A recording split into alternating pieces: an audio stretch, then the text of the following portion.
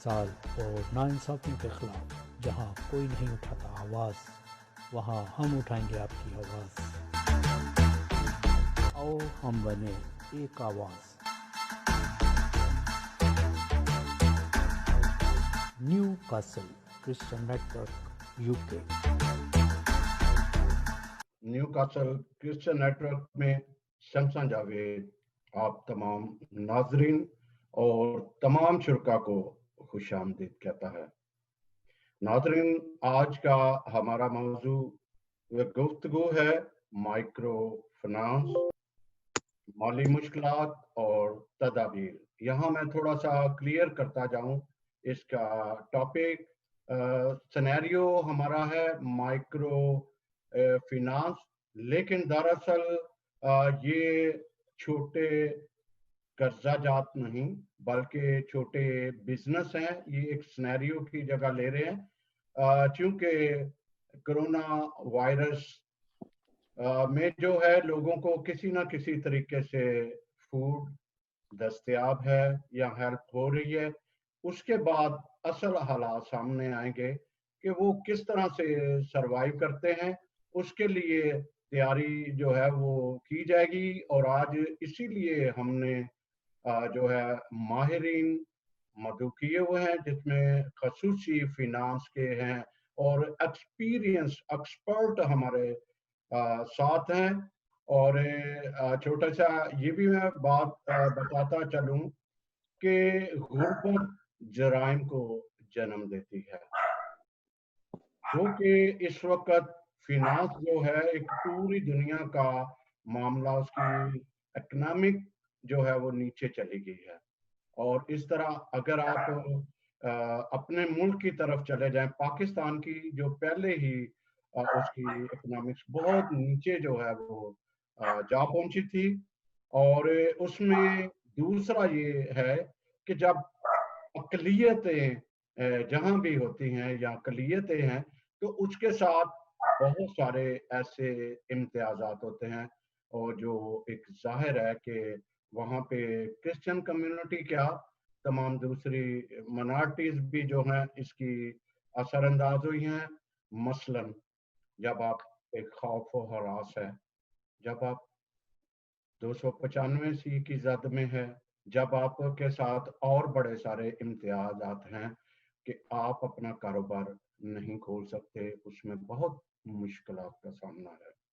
और इसी तरह जब गवर्नमेंट कोई भी होती है माशरती या माशी जो है वो इस्लाहात करती है, तो उसने कभी भी हमारी गवर्नमेंट ने मेरा ख्याल है अकलियतों की फलाह बहबूद को कभी भी जो है वो सामने नहीं रखा, बल्कि वो नजरअंदाज होती जा रही है।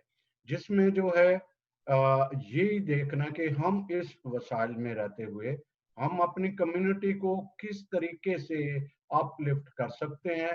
यहाँ पे कुछ हमारे साथ ऐसे नौजवान भी हैं जो प्रैक्टिकल कर रहे हैं।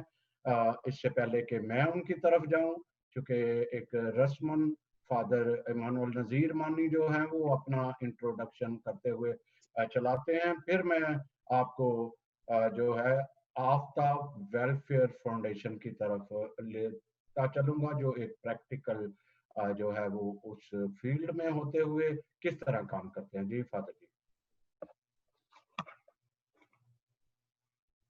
जी सैमसन जवेद साहब, बहुत शुक्रिया। और नाजरीन जितने भी लोग हमें सोशल मीडिया पे लाइव देख रहे हैं, हम आपको बताना चाहते हैं कि आज का मौजू जो है वो माइक्रो फाइनेंस, माली मुश्किलात और तदाबीर हैं। और जैसा आप सब जानते हैं कि न्यू कासल क्रिश्चियन नेटवर्क एक ऐसा चैनल है जो कि तेज़ी से अवाम में मकबूल हो रहा है, और यहाँ पे हम मुख्तलिफ मौज़ूआत लेके आते हैं, और हमारी खुशकिस्मती है कि उन मौज़ूआत के हवाले से हम हमारे साथ जो माहिरीन हैं वो हमें मिल जाते हैं। और जैसा सैमसन जावेद बता रहे थे कि आज का जो मौजू है वो बड़ा अहम है, क्योंकि वो हर शख्स की ज़िंदगी को मुतासिर करता है, और ख़ास तौर पे पाकिस्तानी कॉन्टेक्स्ट में जो मज़दूर तबका है, दिहाड़ीदार तबका है, वो ख़ास तौर पे कोरोना वायरस से, कोविड-19 से बुरी तरह मुतासिर हुआ है। और बहुत देखने की ज़रूरत है कि किस तरह तदाबीर की जा सकती हैं ताकि लोग जो हैं वो दोबारा बहाल हो सकें। हर इंसान जो है वो आगे की तरफ बढ़ सके। तो हमारी बड़ी खुशकिस्मती है कि हमारे साथ जो हमारे आज जो मेहमान हैं, जो पैनलिस्ट हैं, वो अपने-अपने शोबा जात में एक्सपर्ट हैं और वसी तजुर्बा रखते हैं। मैं उनका मुख्तसर तारुफ जो है वो आपके सामने पेश करना चाहता हूँ। हमारे साथ हैं जनाब हरीश मैसी साहब, किसी तारुफ के मोहताज नहीं हैं। नामवर और मशहूर मुफक्कर हैं, अदीब हैं, मुसन्निफ हैं, इल्म इलाहियात के माहिर हैं और आप पाकिस्तान कारितास के डायरेक्टर जो हैं वो काफ़ी साल डायरेक्टर रहे और कारितास मैगज़ीन जो है उसके चीफ एडिटर रहे और इसके साथ-साथ आजकल वो डॉनकास्टर में यूके में मुकीम हैं काफ़ी सालों से और मज़हबी खिदमात भी सर अंजाम दे रहे हैं। वो बतौर डीकन खिदमात अंजाम दे रहे हैं। तो हमारी बड़ी खुशकिस्मती है कि वो आज हमारे साथ हैं और गुफ्तगू का मज़ा आएगा और वो रोशनी डालेंगे कि किस तरह दोबारा जो है वो बहाली की तरफ सफ़र किया जा सकता है। इसके बाद हमारे साथ हैं जनाब अफ़ज़ाल आफ्ताब साहब। उन्होंने एमबीए किया मार्केटिंग में from Missouri state university of US से और एमए इकोनॉमिक्स हैं यूनिवर्सिटी ऑफ सिंध से। 19 साल का उनका तजुर्बा है बैंकिंग में और मुख्तलिफ बैंक्स जो हैं उन्होंने उन्होंने काम किया है। Work for prime minister commercial bank, ABN और Royal Bank of Scotland, Askari bank और इस तरह बहुत सारे बैंक। बहुत वसी तजुर्बा रखते हैं वो बैंकिंग ऑपरेशंस में, retail banking, compliance, trade and risk management और रिसेंटली उन्होंने completed course on operational risk management from New York USA. Faisal Ilyas हैं हमारे साथ। आप एग्जीक्यूटिव सेक्रेटरी हैं पीस सेंटर के जो लाहौर में है और एग्जीक्यूटिव डायरेक्टर हैं पीस हो Pakistan, CCC coordinator URI Pakistan और उनका बहुत ज़्यादा एक्सपीरियंस है अवेयरनेस देने में, मोटिवेशन करने में और ख़ास तौर पे जो माइक्रो फाइनेंस स्मॉल बिजनेसेस हैं उनमें हेल्प करने में वो एक्सपर्ट हैं। उसके साथ हमारे साथ हैं डॉक्टर जोशुआ अफजाल। वो साइंटिस्ट हैं, एग्रीकल्चर साइंटिस्ट हैं, कोचिंग करते हैं और कंसल्टेंसी करते हैं और उन्होंने पीएचडी पोस्ट डॉस है। तो एक्सपर्ट हैं हमारे साथ, वो भी इस बात पर रोशनी डालेंगे। जावेद भट्टी जो है वो हमारे साथ हैं। जावेद भट्टी जो है वो न्यू कासल क्रिश्चियन नेटवर्क जो है उसके वाइस चेयरमैन है, बोर्ड ऑफ डायरेक्टर हैं और आफ्ताब वेलफेयर फाउंडेशन के साथ मुंसलिक हैं। आफ्ताब फाउंडेशन वेलफेयर फाउंडेशन जो है उसका काम बहुत बड़ा है। वो मुख्तलिफ तरीके से लोगों की जो है वो खिदमत करते हैं। उसमें बाइबल की तालीम है, लड़कियों के लिए स्काई स्कूल का इंतज़ाम है और प्रैक्टिस तौर पे जो नौजवान हैं उनकी रहनुमाई करते हैं।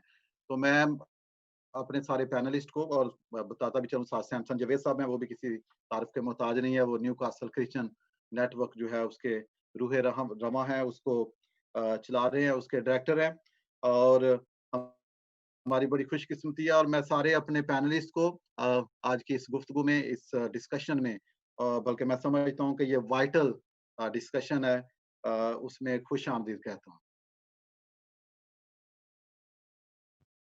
Thank you very much for this. Thank you जी, thank you sir. Thank you जी so जी much. जी। तो हम अपनी गुफ्तगू जो है उसको आगे बढ़ाते हैं। जैसा मैंने इंट्रो में बताया कि किस तरह कोविड-19 जो है लोग तैयार नहीं थे। ये साल जब हमने शुरू किया 2020 तो बड़ी उम्मीदों के साथ शुरू किया, नए जज्बों के साथ, जैसा कि हर साल शुरू किया जाता है। लेकिन हमने देखा कि बहुत जल्द जब ये कोरोना वायरस आया तो इसने चाइना से शुरू होकर बाद में पूरी दुनिया को अपनी लपेट में ले लिया। और अभी पाकिस्तान में आप सब जानते हैं, क्योंकि हम पाकिस्तानी कॉन्टेक्स्ट से खास तौर पे आज बातचीत करेंगे, कि वहाँ पे ऐसे हालात हैं कि जो आम शख्स जो है पहले ही मुआशी हालात जो हैं वो काफ़ी बुरे थे, लेकिन कोविड-19 की वजह से और ज़्यादा लोग जो हैं वो मुश्किलात का शिकार हो चुके हैं। तो एक तो हम ओवरऑल मजमूई सूरत-ए-हाल जो है जो कोविड-19 से क्रिएट हुई है, लोगों को जो माली मुश्किलात है उसके हवाले से बातचीत करेंगे और उसके हवाले से फिर हम आगे देखेंगे कि किस तरह लोग जो है वो उनको मोटिवेट किया जा सकता है ताकि वो छोटे-छोटे काम जो है बिज़नेस जो है वो करके तो अपनी ज़िंदगी को आगे बढ़ा सकें। तो मैं ये सबसे पहले हरीश मैसी साहब अ, हमारी बड़ी खुशकिस्मती है। We really welcome you sir.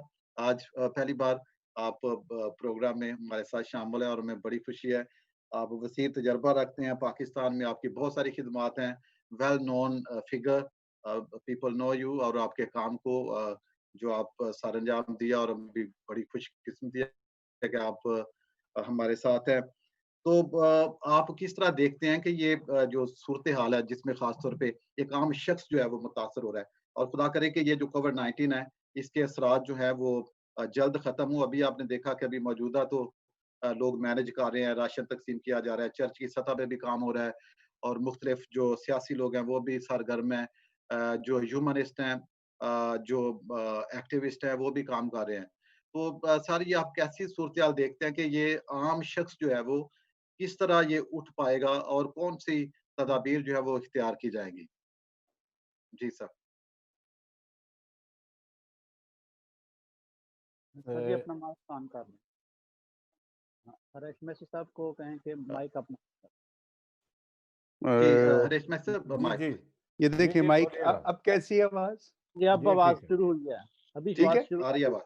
जी वहाँ से दोबारा अच्छा, स्टार्ट करें। ठीक है जी। मैं दोबारा शुरू करता हूँ कि ये मानी साहब ने, फादर मानी ने जो मेरे बारे में इतनी बड़ी-बड़ी बातें की हैं, ये कुछ इन्होंने ज़्यादती की है, ऐसे है नहीं।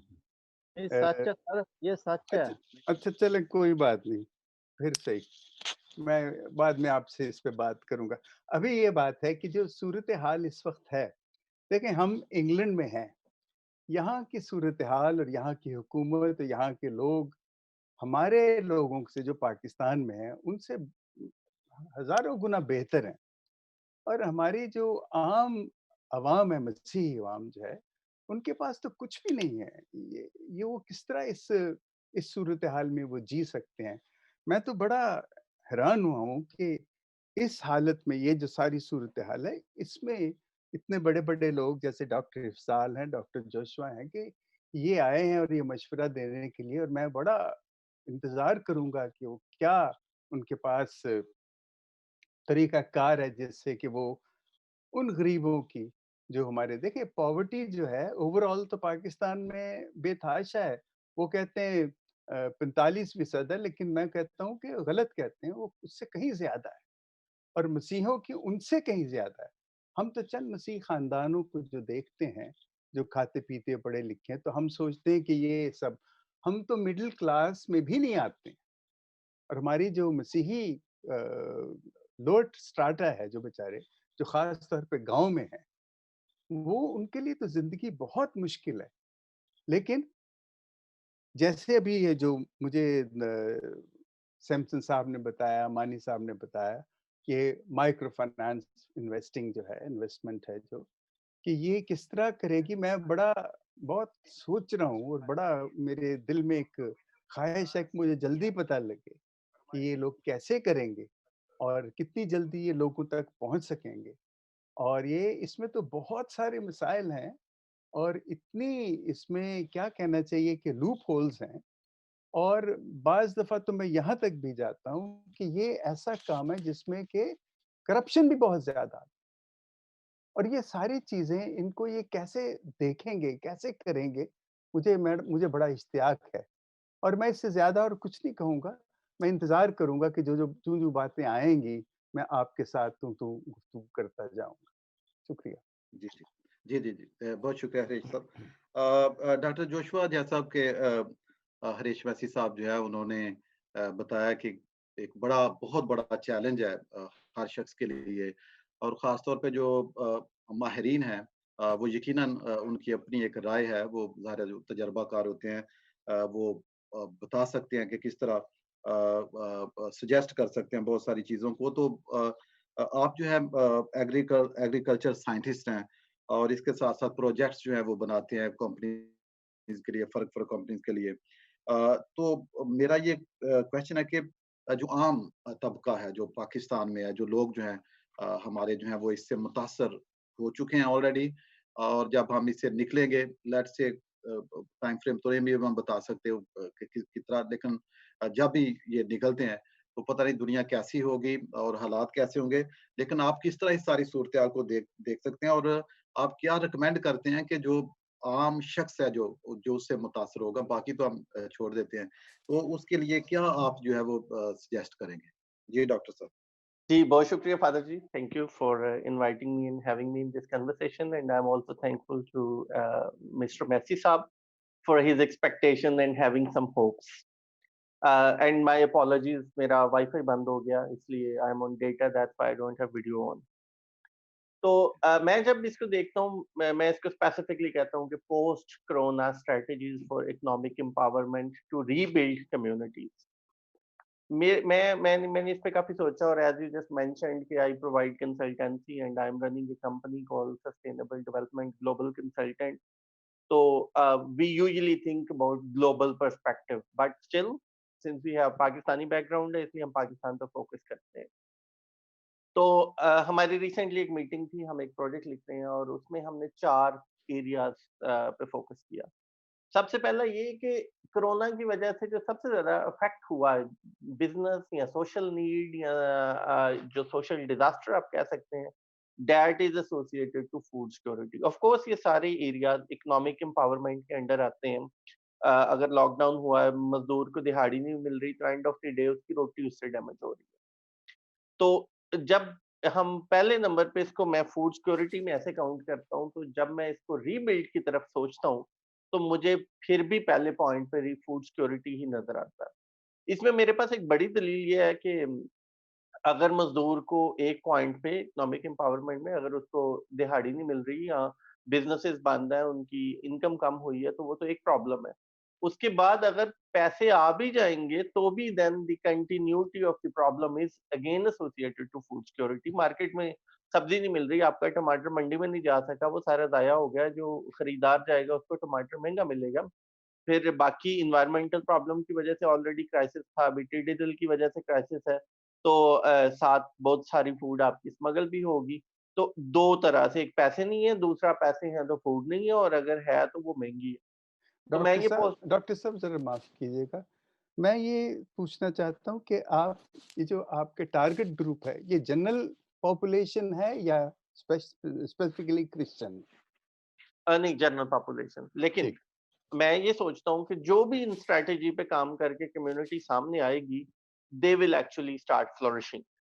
अच्छा, अब जब मैं इसकी स्ट्रैटेजीज की बात एग्रीकल्चर से शुरू करता हूँ, तो मैं पहला सजेशन ये देता हूँ कि लोगों को अपनी फूड खुद प्रोड्यूस करनी है, जो भी आप प्रोड्यूस कर सकें।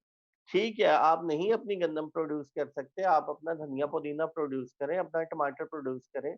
ओवरऑल फूड सिक्योरिटी पे प्रेशर कम हो, आपका किचन का खर्चा ज़्यादा हो, और एनीवेज़ आपकी कुछ प्रोड्यूस जो ज़्यादा है, you can exchange with each other, you can sell in local farmer market, you can it will actually help you in economic empowerment.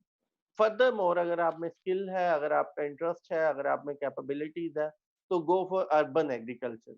Urban agriculture क्या, एक दीवार है, दीवार के साथ आपने 50 गमले लगाए हैं, उन गमलों को आपने ड्रिपिंग के साथ जोड़ दिया, जोड़ने के बाद आप उस दीवार पे इतनी सब्जी उगा सकते हैं कि कम से कम उसकी आमदन से आपका बिजली का बिल दिया जाए, आपका फाइनेंशियल प्रेशर कम हो, at the same time you have food in your kitchen.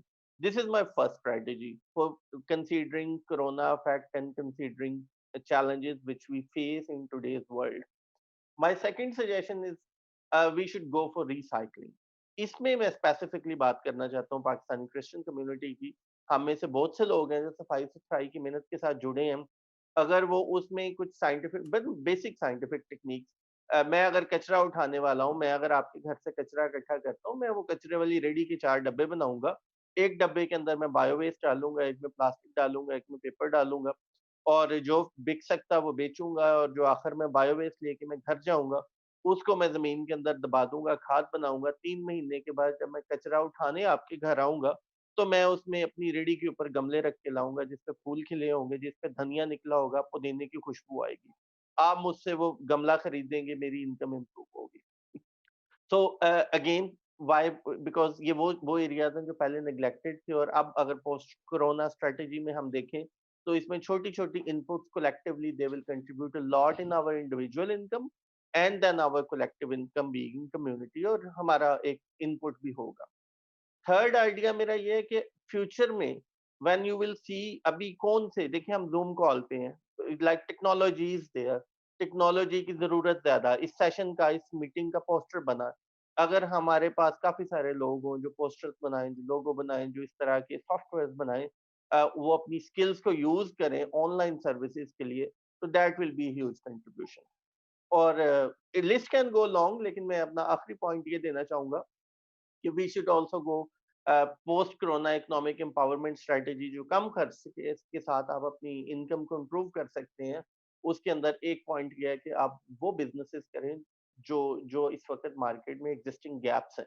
मिसाल के तौर पे अभी ऑनलाइन ऑर्डर्स चल रहे हैं, क्यों नहीं हम एक मोहल्ले के लोग इकट्ठे होके, मैं कमीज बना लूंगा, आप रुमाल बना लेंगे, उससे अगला पड़ोसी झाड़न बना लेगा, हम एक 3-4 बंदे पैकेट बनाएँगे, उसकी मार्केटिंग ऑनलाइन करेंगे, हम बाय बाय पोस्ट लोगों को भेज सकते हैं। तो just we need to look for gaps in our handicraft, in our industry. वो गैप नहीं, जो बहुत बड़े-बड़े हैं, वो गैप जो हमारी मार्केट की, हमारे आस-पड़ोस की ज़रूरियात हैं, वो अगर हम प्रोड्यूस करें तो we can quickly enter back in the market with more strength and more resilience. तो आइडियाज़ कैन गो लॉन्ग, लेकिन ये 2-3 अगर मुझे बताने पड़े तो मैं यही इन्हीं के साथ स्टार्ट करना चाहूँगा। जी, जी, बहुत शुक्रिया जोशुआ अफ़ज़ाल साहब, बहुत प्रैक्टिकल आपने सजेशन दिए। मैं अफ़ज़ल आफ्ताब साहब की तरफ बढ़ना चाहूँगा। अफ़ज़ल आफ्ताब साहब, जैसे मैंने इंट्रो में बताया जब आपका कि आपका वसीअ तजुर्बा है आपका बैंकिंग के शोबे में, और हम जानते हैं कि जो बैंक्स हैं वो लोगों को जो है कर्ज़े जो है वो भी फ़राहम करते हैं ताकि वो काम शुरू कर सकें। और क्या आप समझते हैं कि जो हमारी कम्युनिटी है, जो जब लोग जो है वो आएँगे इसके लिए, तो उनके लिए कोई सहूलियत ऐसी हैं इस शोबे में जो इंटरेस्ट कम हो या कोई इंटरेस्ट फ्री हो या कुछ इस तरह? और अभी तक कुछ है आपके तजर्बे में कि कितने लोग हैं जो आपको अप्रोच कर रहे हैं या बैंक्स को अप्रोच कर रहे हैं अपनी हालात को बेहतर करने में, या जो ओवरऑल आप जो ये सिचुएशन देखते हैं जिसमें हरीश मैसी साहब ने भी ज़िक्र किया है और जोशुआ अफ़ज़ाल साहब ने उसकी तरफ मेंशन किया है, तो आप इस मजमूई सूरत-ए-हाल को देखते हुए व्हाट डू यू सजेस्ट कि किस तरह जो तदाबीर जो है वो इख्तियार की जा सकती हैं? जी, अपना माइक खोल लीजिए। जी।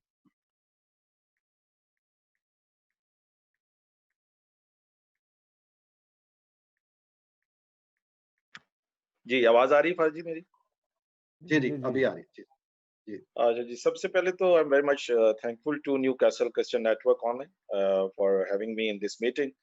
और सबसे इम्पोर्टेंट मैं शुक्रिया अदा करता हूँ कि आज आपने मुझे उस पैनल में लिया जिसमें हरीश मैसी साहब हैं।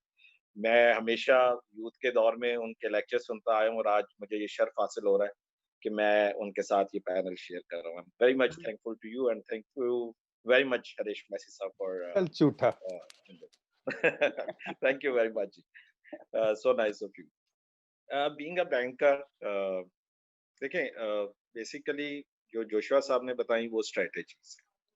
मैं अभी फिलहाल जिस चीज पे बात करना चाह रहा था, जो मुझे भी एक इंटीमेशन हुई थी, जो बताया गया था कि हम माइक्रो फाइनेंस बैंकिंग के सूरत में बात करेंगे। पाकिस्तान में कुछ 45 के करीब कमर्शियल बैंक्स हैं और 80 के करीब इस वक्त जो है वो माइक्रो फाइनेंस बैंक्स काम कर रहे हैं। Micro finance banks basically small loans और इन्वेस्टमेंट्स के हवाले से काम करते हैं लोकल कम्युनिटी के हवाले से। कोरोना के आने से पहले भी और कोरोना के बाद भी, जो कोरोना आने से पहले माइक्रो फाइनेंस बैंकिंग का एक जो ट्रेंड था पाकिस्तान में वो काफी तेजी से बढ़ता जा रहा है। बहुत सी कंपनीज हैं जिन्होंने अपने बैंक्स फॉर्म किए क्योंकि उन्होंने देखा कि छोटा कारोबार जो है वो एक तो बेनिफिशियल भी है और सेकेंडली उसका जो मैकेनिज्म है वो कम्युनिटी की डेवलपमेंट के लिए बहुत जरूरी है।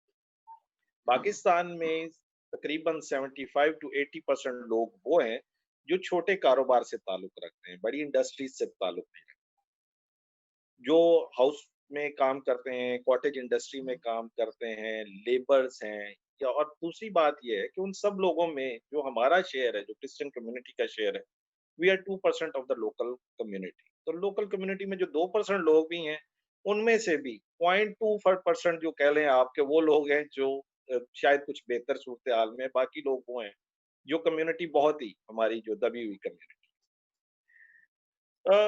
मेरा जो तजर्बा रहा है इन माइक्रो फाइनेंस बैंक्स के साथ, वो ये है कि कोशिश तो ये की गई कि बांग्लादेश स्टाइल ऑफ बैंकिंग के तौर पर इनको छोटे कर्जे दिए जाएं और ये अपने काम उस हवाले से कर सकें। अनफॉर्चुनेटली हमारी कम्युनिटी ने जो लोकल लोन्स होते हैं ना, जो आम लोगों से, पठानों से या किसी से, वो लोन उठाने शुरू किए और उनको बहुत हाई इंटरेस्ट रेट्स पे लेना शुरू किया, जबकि इनके इंटरेस्ट रेट्स फिर भी कम। और उन जो लोन वो लेते हैं वो बेसिकली अपने कारोबार के लिए नहीं लेते। बताया ये जाता है कि हम कारोबार के लिए लोन ले रहे हैं और कर रहे हैं। तो किसी का अब्बा फौत हो गया, उसने 4 देगें देनी थी, 20,000 रुपए ले लिए और उसके बाद उसे दिए। 50,000 रुपए ले लिए, बेटी की शादी कर दी, अपना कारोबार सेटअप नहीं किया। इन चीजों में आके कुछ चीजें जो थी वो माइक्रो फाइनेंस बैंक में प्रॉब्लम्स आना शुरू। कोरोना जब आया है तो उसके बाद हर मुल्क ने अपने जो पैकेज थे, फाइनेंस पैकेज, वो अनाउंस किए और उसके हवाले से बहुत से लोगों तक राशन पहुंचा। कुछ नॉर्मल लोग थे, जो ऑर्गेनाइजेशंस थी, उन्होंने भी राशन पहुंचाना शुरू किया, लेकिन ये हल नहीं है। हल ये है, मुझे जो इसमें एक चीज नजर आती है कि after the effect of corona, जिस वक्त चीजें सेटल डाउन होना शुरू होंगी, बहुत बड़ी अपॉर्चुनिटी है माइक्रो फाइनेंस बैंकिंग के लिए इस सूरत हाल में लोकल कम्युनिटी को अपलिफ्ट करने। माइक्रो फाइनेंस बैंकिंग में लोन्स दो तरह से दिए जाते हैं, सर इंडिविजुअल लोन्स फिर भी दिए जाते माफ हैं। करना, मैं फिर ये सवाल पूछूंगा, जब आप कहते हैं लोकल कम्युनिटी, तो उसमें क्रिश्चियंस कितने क्या परसेंटेज होती है उनकी? सर मैंने अर्ज किया था कि हम टोटल पॉपुलेशन का 2% है एंड उसमें से भी 0.2% लोग वो हैं जो कुछ बेहतर सूरत हाल। बाकी के जो लोग हैं वो अभी उसी तरह कॉलोनीज में या छोट पॉवर्टी लाइन के आसपास कहीं नजर आते हैं, जिनके लिए ये लोन बने। बेसिकली जो एक थ्रेश होल्ड है माइक्रो फाइनेंस बैंक की लोनिंग का, वो 50,000 टू 5 लाख तक है। वो छोटे लोन्स हैं। इसमें दो तरह के लोन्स हैं। एक लोन है जो इंडिविजुअल कैपेसिटी में दिया जाता है, जो दूसरी सूरत हाल है वो ग्रुप लोनिंग की है। मैं जाती तौर पे समझता हूँ कि हमारे लोगों को जिस वक्त ये कोरोना के इफेक्ट्स खत्म होते हैं, ग्रुप लोनिंग की तरफ जाना चाहिए। ग्रुप लोनिंग में ये है कि देखें, एक तो अपॉर्चुनिटी आपके पास ये है कि इस वक्त सारी इंडस्ट्री रुकी हुई। जैसे ही कोरोना के इफेक्ट्स आहिस्ता आहिस्ता नीचे की तरफ आना शुरू होंगे, हमारी प्रोडक्शन कैपेसिटी बढ़नी शुरू होगी। अभी तो बाहर के ममालिक में हमारे इंपोर्ट ऑर्डर्स जो है, वो एक्सपोर्ट ऑर्डर्स, वो सारे ही रुके हुए हैं। तमाम इंडस्ट्री को जो इजाजत दी गई है वो भी मिनिमम लेबर के साथ काम करने की दी गई है। पेमेंट सारी रुकी हुई है। लेकिन आप ये देखें कि जिस वक्त, चाहे वो इंग्लैंड है, चाहे वो स्विट्जरलैंड है, चाहे कहीं पे भी होटल इंडस्ट्री है या कुछ भी है, जिस वक्त ये लॉकडाउन नीचे आना शुरू होगा या खुलना शुरू होगा, हमारे पास एक्सपोर्ट की फैसिलिटीज ज्यादा होनी शुरू होगी। जो एक्सपोर्टर है उसके पास कई दफा इतनी कैपेसिटी नहीं होती कि वो अपने प्रोडक्शन लाइन में उतनी ज्यादा प्रोडक्शन कर सके कि जिसको वो अपने एक्सपोर्ट ऑर्डर्स को फुलफिल कर सके। उसको कॉटेज इंडस्ट्री या लोकल इंडस्ट्री की तरफ आना पड़ता है। और लोकल इंडस्ट्री में स्विंग है या कोई और जो चीज है, जो छोटी घर में बनाने वाली आइटम्स हैं या सब आइटम्स हैं जो प्रोडक्शन के लिए जरूरी होती हैं, उसके लिए आपको ग्रुप्स में काम करना जरूरी हो जाए। जब आप ग्रुप में काम करते हैं तो आपके पास, क्योंकि ये कोरोना की वजह से अब इस वक्त फंड्स नहीं है, माइक्रो फाइनेंस सेक्टर इसको पाइल अप, इसको कर रहा है, इसके पे काम कर रहा है पाकिस्तान। अभी रिसेंटली गवर्नमेंट ने रीफाइनेंस स्कीम दी थी जिन लोगों को, अब ये इन्होंने कहा जी ले ऑफ ना करें आप एम्प्लॉयज को। तो रीफाइनेंस स्कीम में स्टेट बैंक ने कमर्शियल बैंक के थ्रू बड़ी पार्टीज को, बड़े एक्सपोर्टर्स को, उनके लिए सैलरी और वेजेस के लिए लोन्स दिए। अब वो लोन्स जब आगे चलने हैं तो डेफिनेटली एक प्रोडक्शन कैपेसिटी बढ़नी है। वो, और वो कहाँ जानी है, वो डाउन द लाइन जानी है। छोटा जो कॉन्ट्रैक्टर है, जो सब कॉन्ट्रैक्टर है, उनके पास ये काम आना है। अब कोशिश ये होनी चाहिए कि हम छोटा लोन उठाएं और उसके जरिए अपनी कैपेसिटी बिल्ड करते जाएं। और यही वो हल होगा जो माइक्रो फाइनेंस बैंक। मैं तो बहुत सारी दफा बात करता हूँ अपने जो दोस्त साहिबा, मुख्तलिफ दोस्त भी हैं, मैंने फैसल से भी कई दफा बात की थी कि इस वक्त क्योंकि इसकी इतनी ज्यादा डिमांड है कि हमारा कोई क्रिश्चियंस का अपना भी एक माइक्रो फाइनेंस बैंक होना चाहिए जो हमारी अपनी आबादियों में इसको देख सके। इशू ये है रीपेमेंट इशू। रीपेमेंट इशू के लिए जो है वो लाजमी है कि चेक एंड बैलेंस का सिलसिला रखा जाए। जब तक आप चेक एंड बैलेंस का सिलसिला नहीं रखते, आप अपने लोन्स की रीपेमेंट नहीं करवाते, तब तक आप इन चीजों को लेके आगे नहीं चल सकते। जितना मर्जी आप लोन दे दें, वो बैड डेट्स हो जाए। तो कम से कम अगर हम अपना भी कोई इस तरह का देखें, राशन तो हमने बहुत दे दिया, अब आप लोगों को बनाना शुरू करें ताकि वो अपना कमाकर अगले लोगों को भी कमाकर खिला सके।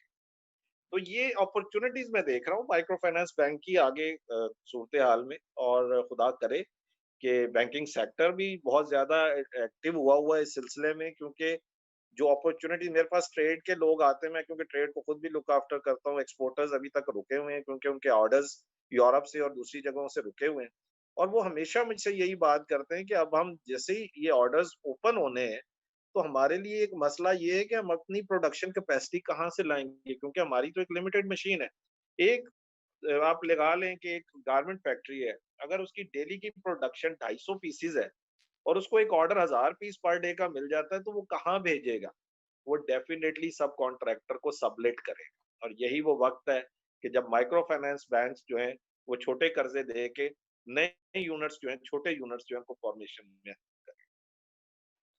तो ये एक स्ट्रेटेजी है, ये जिसके जरिए हमारे लोगों को चाहिए कि अभी से अपने आप को मेंटली तौर पे इस चीज को रेडी करें। हमारे जो लीडर साहिबान हैं उनको भी चाहिए कि वो कम से कम लोगों को एजुकेट करना शुरू करें कि अब आपने अपने पैरों पे खड़े होना है, और फिर वो जब इसमें कोई कबाहत नहीं है, कोई वो जिसे कहते हैं ना, बहुत ज्यादा माइक्रो फाइनेंस बैंकिंग में आप लोन लेने जाते हैं तो आपको बहुत सी शर्तें नहीं है। आप एक आईडी कार्ड के ऊपर रिक्शे का लोन ले सकते हैं, 1.5 लाख रुपया रिक्शे का लोन ले सकते हैं। तो इसलिए इसमें परेशान होने वाली बात नहीं है। अब मैं एक अच्छी होप देख रहा हूँ कोरोना के बावजूद। अदमानी साहब, मैं कुछ कह सकता हूँ इसमें, अगर आप इजाजत दें? जी जी प्लीज। और हरीश्वर साहब, हम जो सेकंड राउंड है उसमें रखेंगे कि अगर पैनलिस्ट जो हैं वो they would like to ask question to each other, तो वो भी है। लेकिन अगर आप अभी पूछना चाहते हैं फिर भी है, नहीं, लेकिन वी विल ये प्रोवाइड। सवाल से ज्यादा मेरी वो ऑब्जर्वेशन है। मैं मुझे ये जो आप स्मॉल प्रोजेक्ट्स के बारे में, ये बड़ी बहुत देर से ये सोचा जा रहा है ये कि ये किया जाना चाहिए। It's very good. मैं पर्सनली समझता हूँ कि इस पे हमने बहुत कम काम किया है, बल्कि किया ही नहीं है। जैसे बहुत पहले फादर गोथार्ड थे, उन्होंने 75,000 रुपए से एक इस तरह का लोन देने का कारोबार शुरू किया, तो वो लोगों को सिलाई मशीन लेके देते थे, या मजदूरी के ये जो मेसन है उनको वो औजार लेके देते थे। इस तरह का ना, लेकिन हुआ ये कि वो 75,000 घटते आखिर में उनके पास सिर्फ 7,000 रुपए रह गए, और जैसे भाई कह रहे थे कि वो तो छोटी सी रकम थी, वो वापस नहीं हुई। तो इसके लिए मैं ज़ाती तौर पे सोच रहा हूँ कि हमें बहुत ज़्यादा एक तो अवेयरनेस देने की और ऑर्गेनाइज़ करने की ज़रूरत है, और वो मैं समझता हूँ, देखें आगे हम गुफ्तगू में कहाँ पहुँचते हैं। जी जी जी जी, बहुत शुक्रिया। और जितने लोग हमें सोशल मीडिया पे फॉलो कर रहे हैं, हम आपके मशकूर हैं। और बहुत सारे लोग जो हैं वो इस प्रोग्राम को अप्रिशिएट कर रहे हैं कि it's a very vital discussion. God bless you all. Sarafina Victor हैं, और मुनव्वर अजीज हमें वॉच कर रहे हैं। फरख राहत कह रहे हैं nice conversation by mister Massey. Harish Massey साहब, people are really appreciating you, आपकी जो गुफ्तगू है शुक्रिया। उसको, और बाकी भी बहुत सारे लोग। या thank you each and every one of you जो हमें फेसबुक पे फॉलो कर रहे हैं। और वाकई ये डिस्कशन जो है बहुत इंटरेस्टिंग ये है, क्योंकि फर्रख साहब हमारे ये मुस्तकिल देखने वालों में से हैं।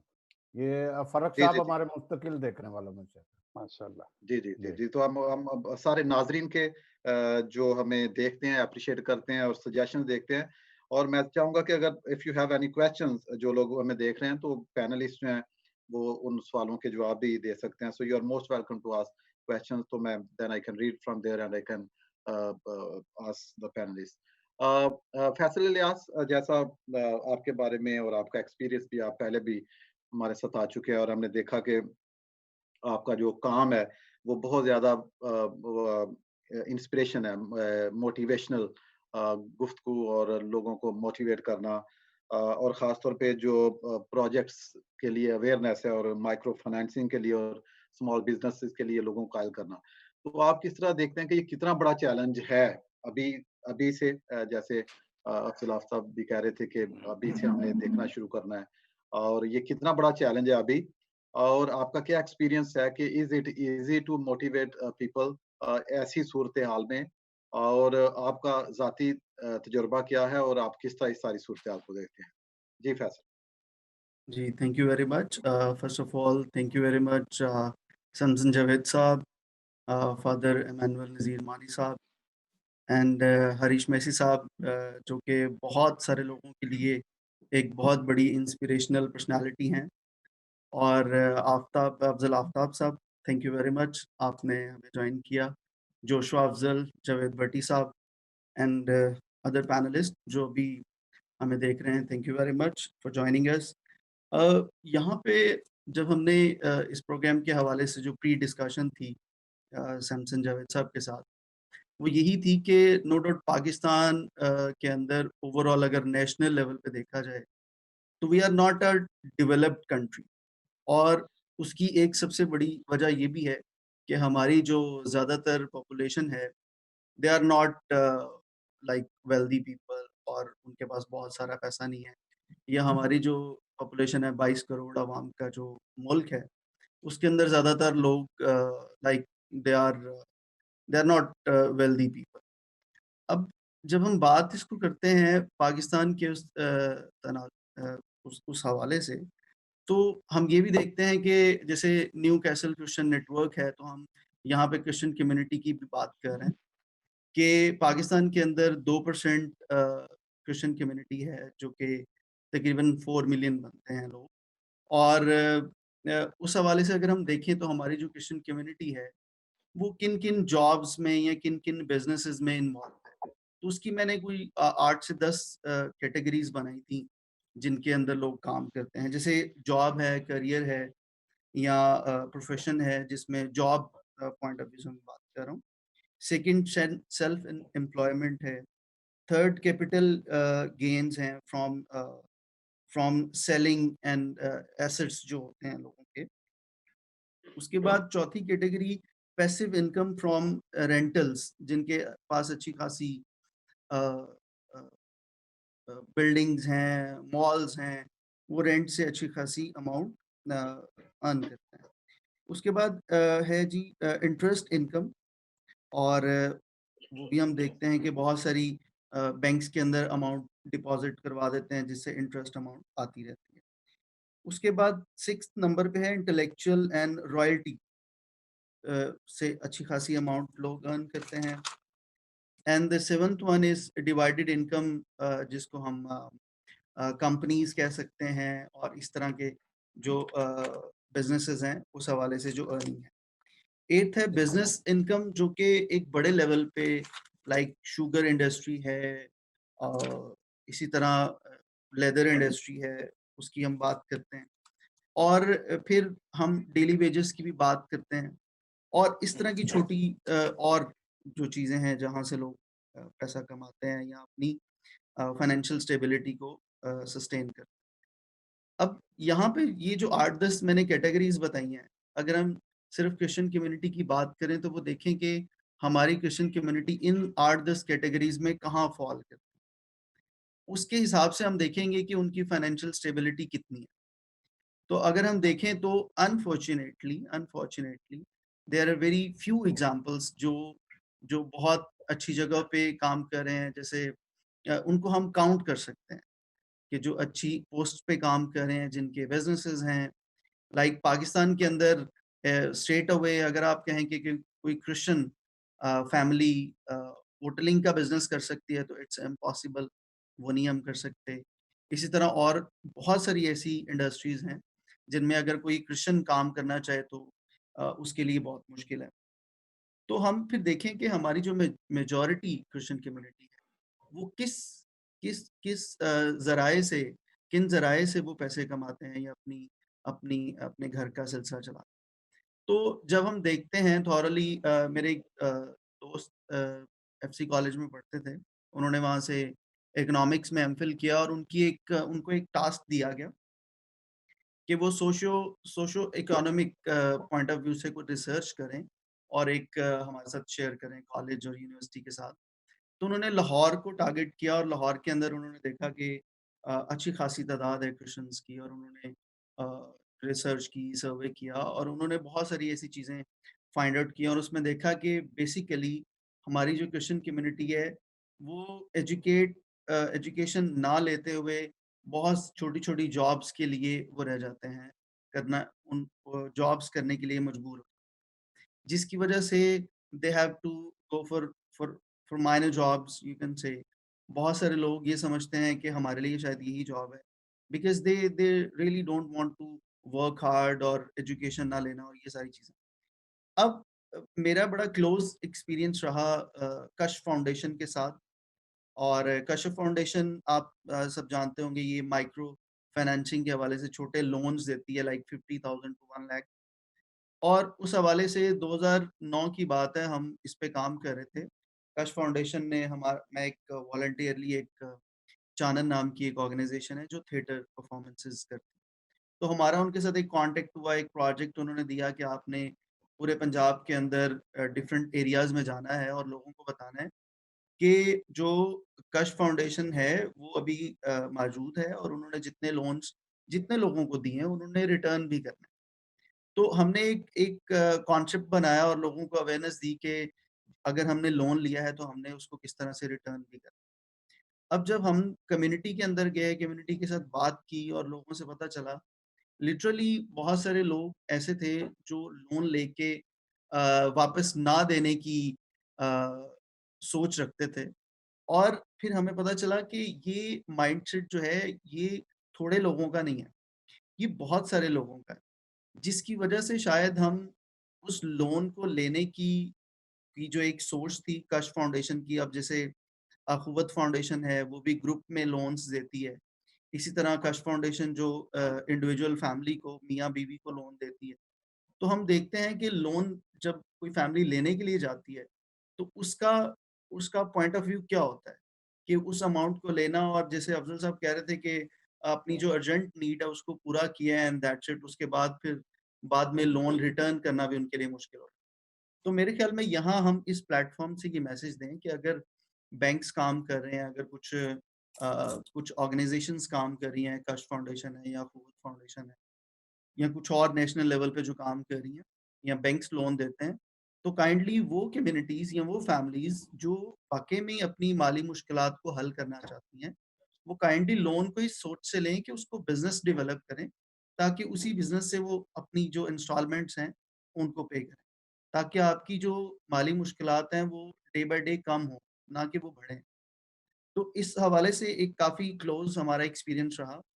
और डेफ़िनेटली जब हम क्रिश्चियन कम्युनिटी की बात करते हैं, तो उसमें क्योंकि ऑलरेडी वो बहुत छोटी जॉब्स पे होते हैं, बहुत लाइक एक सबस्टैंडर्ड लाइफ गुज़ारना इज़ वेरी डिफ़िकल्ट। जैसे हरीश साहब शुरू में कह रहे थे कि इट्स वेरी डिफ़िकल्ट कि हम अगर कंपैरिज़न करें कि यूके के अंदर जो जो हालात हैं या जिस तरह से कम्युनिटीज़ रहती हैं और गवर्नमेंट किस तरह से उनको सपोर्ट करती है, तो उसको देखें और पाकिस्तान को देखें, तो we can't compare these 2 different communities.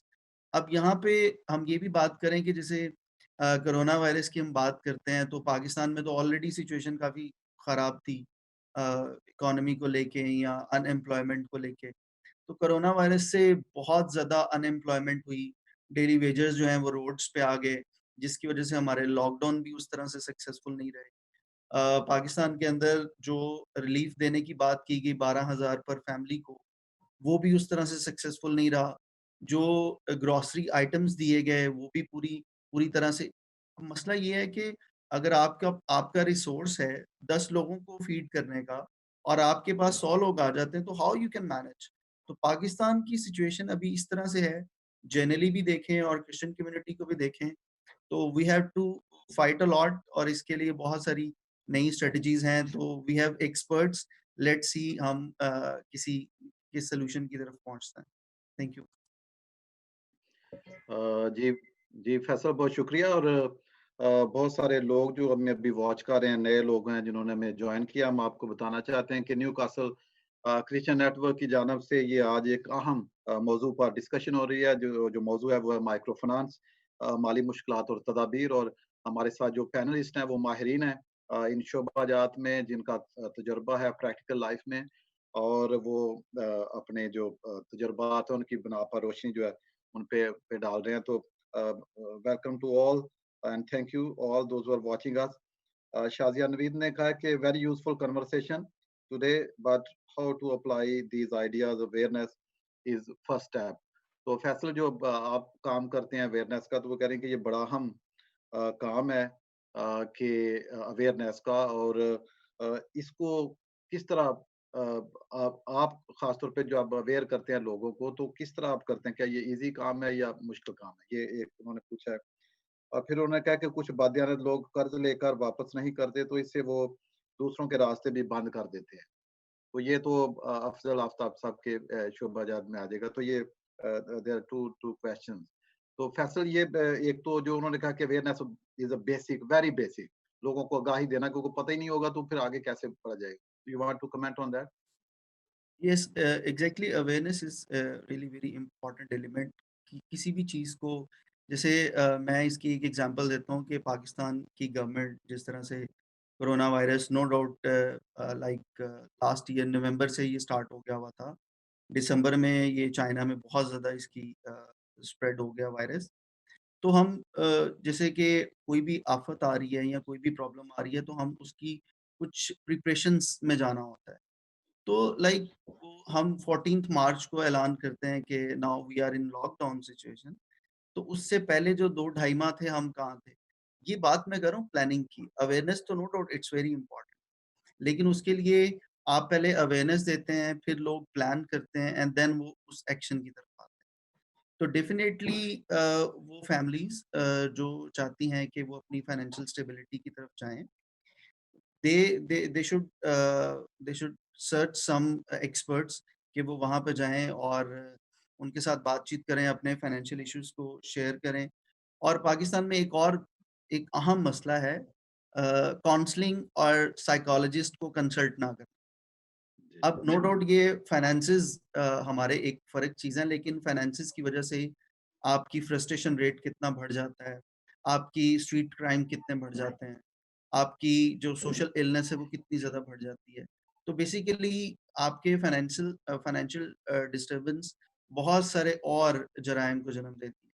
हम अक्सर देखते हैं टीवी पे, न्यूज़पेपर में कि एक फैमिली पैसे ना होने की वजह से, भूख की वजह से, वो उन्होंने खुद को भी मार दिया और अपने बच्चों को भी उन्होंने फांसी दे दी या ज़हर दे दिया। तो इस तरह की एग्ज़ाम्पल्स फिर सामने आती हैं। तो it's very important, no doubt, वो इलाके जहाँ पे लिटरेसी रेट इतनी अच्छी नहीं है और जहाँ पे लोग बिल्कुल अवेयर नहीं हैं। हमें चाहिए कि हमारी जो गवर्नमेंट है वो उसको लोकल बॉडीज़ में जाके लोकल गवर्नमेंट्स के साथ मिलके कम्युनिटी सेंटर्स हमारी कम्युनिटी में बने हुए हैं, वहाँ पे कम्युनिटी को बुलाएँ, उनके साथ बातचीत करें। अख़ुवत गवर्नमेंट के साथ मिलके काम कर सकता है, कश फाउंडेशन गवर्नमेंट के साथ मिलके काम कर सकता है। मेरे ख़्याल में मैकेनिज़्म बनाने की ज़रूरत है, एक चीज़ों को सिस्टम में लाने की ज़रूरत है, अदरवाइज़ ये चीज़ें मुश्किल नहीं है। अब जैसे बेनज़ीर इनकम सपोर्ट फंड था, जो हर फैमिली को 3000 मंथली मिलता था, उनको कार्ड्स दिए गए थे, कुछ ना कुछ उनको हेल्प आउट होता था। तो ये इसी तरह का कोई सिस्टम जनरेट करके लोगों को अवेयरनेस देनी चाहिए और मेरे ख्याल में कम्युनिटी लेवल पे जो हमारे एमएनएज़ हैं, एमपीज़ हैं, उनको चाहिए कि वो कम्युनिटी लेवल पे जाके लोगों के ग्रुप्स बनाएँ और इस तरह की जो गवर्नमेंट जैसे 12,000 फैमिली को दिया जा रहा था, इसी तरह की एक कंटिन्यूएशन होनी चाहिए प्रोजेक्ट्स की, ताकि वो लोग जो सच में ही गवर्नमेंट की तरफ देखते हैं और ये गवर्नमेंट की ही रिस्पॉन्सिबिलिटी है कि वो ऐसे लोगों को अपलिफ्ट करें और एक ब्रॉडर स्पेक्ट्रम में देखें। आप पाकिस्तान को एलिवेट करेंगे, हम 73 इयर्स हो चुके हैं तब से हम डेवलपिंग कंट्री और हम देखते हैं, हम अक्सर अपने बड़ों से सुनते हैं जी, पाकिस्तान ने जर्मन्स को भी फंड दिया हुआ है, पाकिस्तान ने चाइना को किसी टाइम में हेल्प आउट किया है, और बहुत सारे कंट्रीज। लेकिन अब वो कंट्रीज जिनको हम किसी टाइम में हेल्प आउट कर रहे थे, अब वो कंट्रीज हमें डोनेशंस दे रहे हैं।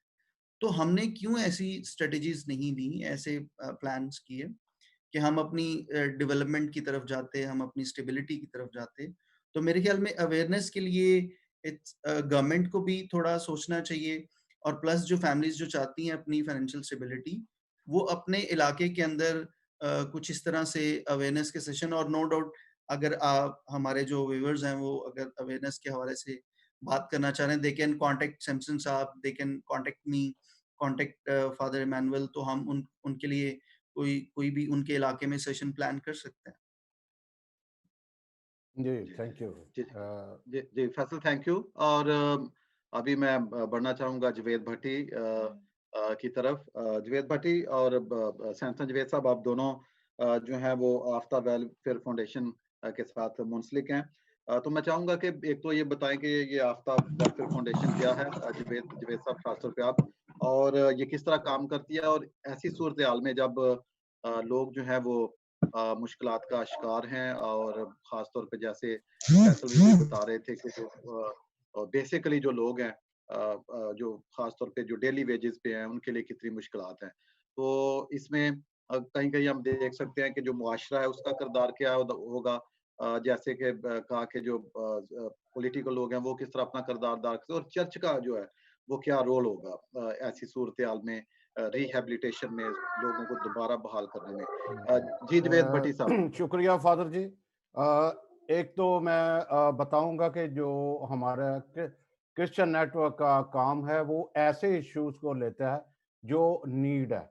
और मैं एक बात शुरू में नहीं बता सका कि बहुत सारी वो जो हम करते हैं, प्लान करते हैं, वो फैसल उसमें बड़ा नुमाया होता है कि क्या चीज़ इस वक्त नीड है। वो मैं उसका शुक्रिया नहीं अदा कर सका। ये मेरे हर उसमें टॉपिक में मेरे साथ होता है, शामिल होता है, मैं डिस्कस करता हूँ। दूसरी बात मैं ये खास बताऊं कि हम ऐसा ध्यान रखते हैं कि क्या हो रहा है। पिछले कोरोना से पहले कम्युनिटी इतने क्राइसिस में थी, हमारी क्रिश्चियन कम्युनिटी एक तरफ, उनकी जो फोर्स कन्वर्जन थी, ये सब कुछ जो है वो एक गुर्बत की वजह से है। उसकी वजह से जो हमारे जवेद भट्टी साहब हैं, उन्होंने एक उनके अंदर एक सोच आई, वो मैं इनसे पूछता हूँ, उनके अंदर एक सोच आई कि वो किस तरह लोगों को मोटिवेट करें कि वो दूसरे की हेल्प करें। इसी हेल्प के दौरान जो है वो बहुत सारे जो है जो घरेलू इंडस्ट्रीज सामने आई, जो फ़ियासत गिल ने शुरू किया। भट्टी साहब, ये जो आप लोगों को मोटिवेट कर रहे थे कि इस तरह कैसे आप अपने पैसे भी, अपना जो सेसेस जो हैं आपके पैसे भी महफूज कर सकते हैं, और गरीब की हेल्प भी कर सकते हैं। आप दुकानदार भी वो कर सकता है, प्रॉफिट ले सकता है, और दूसरा भी, फिर आगे बढ़ते हैं। जी भट्टी साहब। हाँ जी, थैंक यू वेरी मच। बहुत अच्छा लगा कि भाई आप लोगों के साथ आज मेरी यूनिवर्सिटी है, और बहुत कुछ सुनने को मिला, और जो चीज़ें हमारे दिलों में चल रही थी, क्योंकि वो लिखने इंफॉर्मेशन नहीं थी और वहाँ तक अप्रोच नहीं थी हमारी, तो अ, उसका यानी कि मौका मिला, और मेरे बहुत से लोगों को इससे फ़ायदा भी होगा, और वो लोग आगे दूसरों को में भी शेयर भी करेंगे।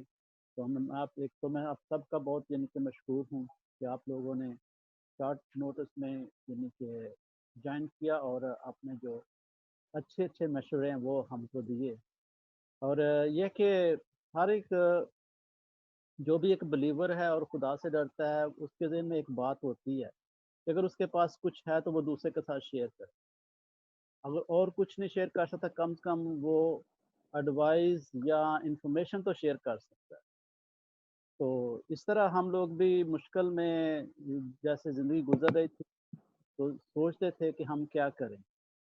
तो यूँ ही यानी कि ब्रदर सैमसन साहब से जब मुलाकात हुई तो देखा कि भाई ये अपने नॉलेज से यानी कि कौम को कैसे आगाह कर रहे हैं, उनको में अवेयरनेस दे रहे हैं। तो जब इनसे बात हुई तो उसके बाद हमारे आस्ता आस्ता यानी कि और भी इंफॉर्मेशन जब इनसे मिली तो हमें और भी हुआ कि हम कुछ और करें। जो लोग हमारे कर रहे हैं वो उस टॉप वहाँ पे तो कर रहे हैं, लेकिन जहाँ पे नहीं हो रहा हम उस जगह तक पहुँचे। तो स्पेशली जब ये फोर्स कन्वर्शन जो हुई थी, उसके बाद फिर वॉलेंस था, तो इसमें ये बात जो ज़हन में एक और उभर के आई और मज़ीद दर्द के साथ है कि इसके लिए कुछ किया जाए। तो मेरे साथ यानी कि तुर्की से परवेज़ खोखर साहब हैं, और जो उनके साथ मेरा कोई 1 साल से उनके साथ ताल्लुक़ हुआ, तो उनके बारे में सुना कि भाई क्या हो रहा है, तो वो उन्होंने जो अपनी ज़िंदगी में किया, वो अभी भी कर रहे हैं। कि उन्होंने बताया कि उन्होंने अपने गाँव में एक छोटी-सी कमरे में छोटी-सी लाइब्रेरी बनाई हुई है, जहाँ से लोग बच्चे आते हैं, किताबें लेते हैं और वो पढ़ते हैं और वो सुनते हैं, वापस कर देते हैं। और एक सिलाई सेंटर का आगाज़ किया, वो सही तरीके से ना चल सका, और उसके बाद वो इन्हीं सोचों में थे, और कि भाई अब ये कहते कि दोबारा से इस तरह के कोई मुनज़्ज़म करके किया जाए, क्योंकि उस वक़्त इतना नॉलेज नहीं था।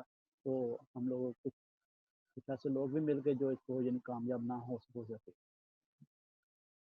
तो ये सिलसिला चल रहा था, तो आहिस्ता-आहिस्ता जब ज़्यादा यानी कि ये बात और मुश्किलों में कौम को देखा, आए दिन कोई नए मुश्किल में है, तो कौम की बेटियों की जो इज़्ज़त है, वो नीलाम होती है।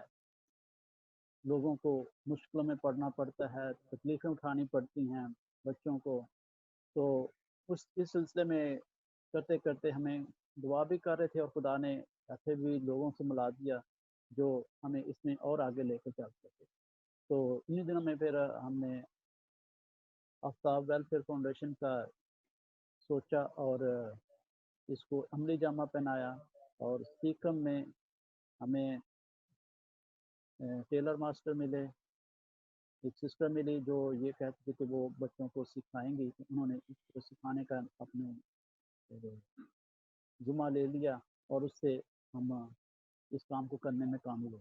इसी का मैं एक सिलाई सेंटर का आगाज़ कर दिया, और उसके बाद हमें हाफ़िज़ाबाद से भी यानी कि मुलाकात हुई। तो वहाँ पे भी हमारे एक सिस्टर हैं, जिन्होंने जो मुख्तलिफ़ घरों में साथ वाले गाँव में जाके वहाँ पे लोगों के साथ खुदा का कलाम शेयर करती थी, बच्चों को तालीम के बारे में कहती थी। तो उनके साथ जब बात हुई तो उनके साथ भी बात शेयर की, और उन्होंने हम एक और प्रोजेक्ट पे सोच रहे थे कि जो आसानी से लोग अपने घरों में कर सकते हैं, तो वो है कि वो मुर्गियाँ पाल सकते हैं। हालाँकि ये बहुत पुरानी स्कीम है, लेकिन कि हर दौर में छोटे प्रोजेक्ट हैं, किसी वक़्त भी काम कर सकते हैं।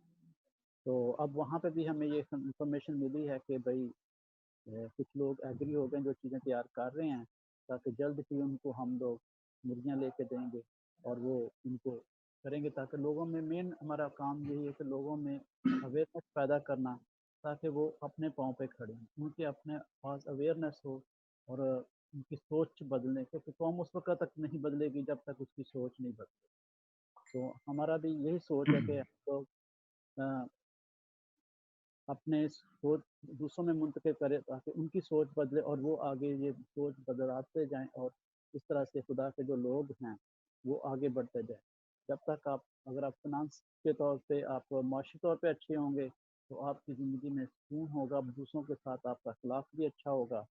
तो अ, बाकी तो बहुत हैं, फिर वापस कोशिश करेंगे कि ना सियासत से ब्रदर सैमसन जो है वो बात करेंगे, तो वो परवेज़ खोखर साहब जो हैं वो तुर्की में हैं, वो ऑनलाइन नहीं हैं। वो चेयरमैन है इस फाउंडेशन के, और जो उनके जो नायब चेयरमैन है वो फ़याज़त साहब हैं, वो जो सीकम में। ये एक बहुत छोटा-सा प्रोजेक्ट है, लेकिन हम अभी हमारा आगाज़ है, और आहिस्ता-आहिस्ता फिर कोरोना वायरस की वजह से हम और भी डिले हो गए हैं, और खुदा से दुआ गो हैं, और लोगों के साथ भी हम का कोशिश कर रहे हैं कि मिलने की, ताकि लोगों में ये बात आगे तक लेके जाएँ, ताकि ये ज़्यादा से ज़्यादा लोग इसमें शामिल हो सकें। जी, ब्रदर सैमसन। भट्टी साहब शुक्रिया।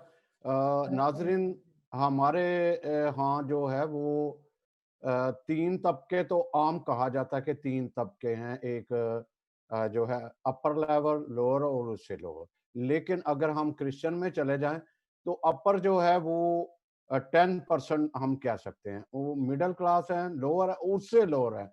और ये जो दोनों हजरात हैं ये उस लोअर तबके में काम करते हैं जहाँ जो है वो बड़ी मुश्किलात का सामना घरों में जाके लड़कियां बेटियां काम करती हैं तो वो मसाइल पैदा होते हैं। आज ये मैंने इसलिए इनको या इनको कहा कि आएं आप बताएं, इसलिए कि हम बड़े फाइनेंस की और बड़े लेवल की भी बात करते हैं, लेकिन हमें छोटी सतह पे भी जाना है जहां मसाइल ज्यादा हैं। हम जब तक उनको अपलिफ्ट नहीं करेंगे तब तक हम जो है वो मुश्किलात में घिरे रहेंगे। तो फिनांस जब सियासत गेल साहब, जब आपने ये आगाज किया, आपने जो सिलाई सेंटर थे तो मैंने मुझे सुनने में भी आया कि कुछ लोगों ने मशीनें आपको गिफ्ट की कि ये हुण है तुहाड़ियां मशीनां ने, ए तुहाड़ी मशीन है, ते ए बड़े बहुत खुश जो लड़कियां खुश हुई। तो आप जरा थोड़ा सा इसको बात को आगे बढ़ाइएगा। आप क्या आपको मुश्किलात आई और क्या अच्छी उम्मीदें आई? और मैं एक और भी बताऊं कि फियासत इनको एक जो है वो फर्मा कटिंग बहुत कुछ उनको साथ सिखाते भी हैं, बाइबल स्टडी भी उनकी करवाते हैं लड़कियों को।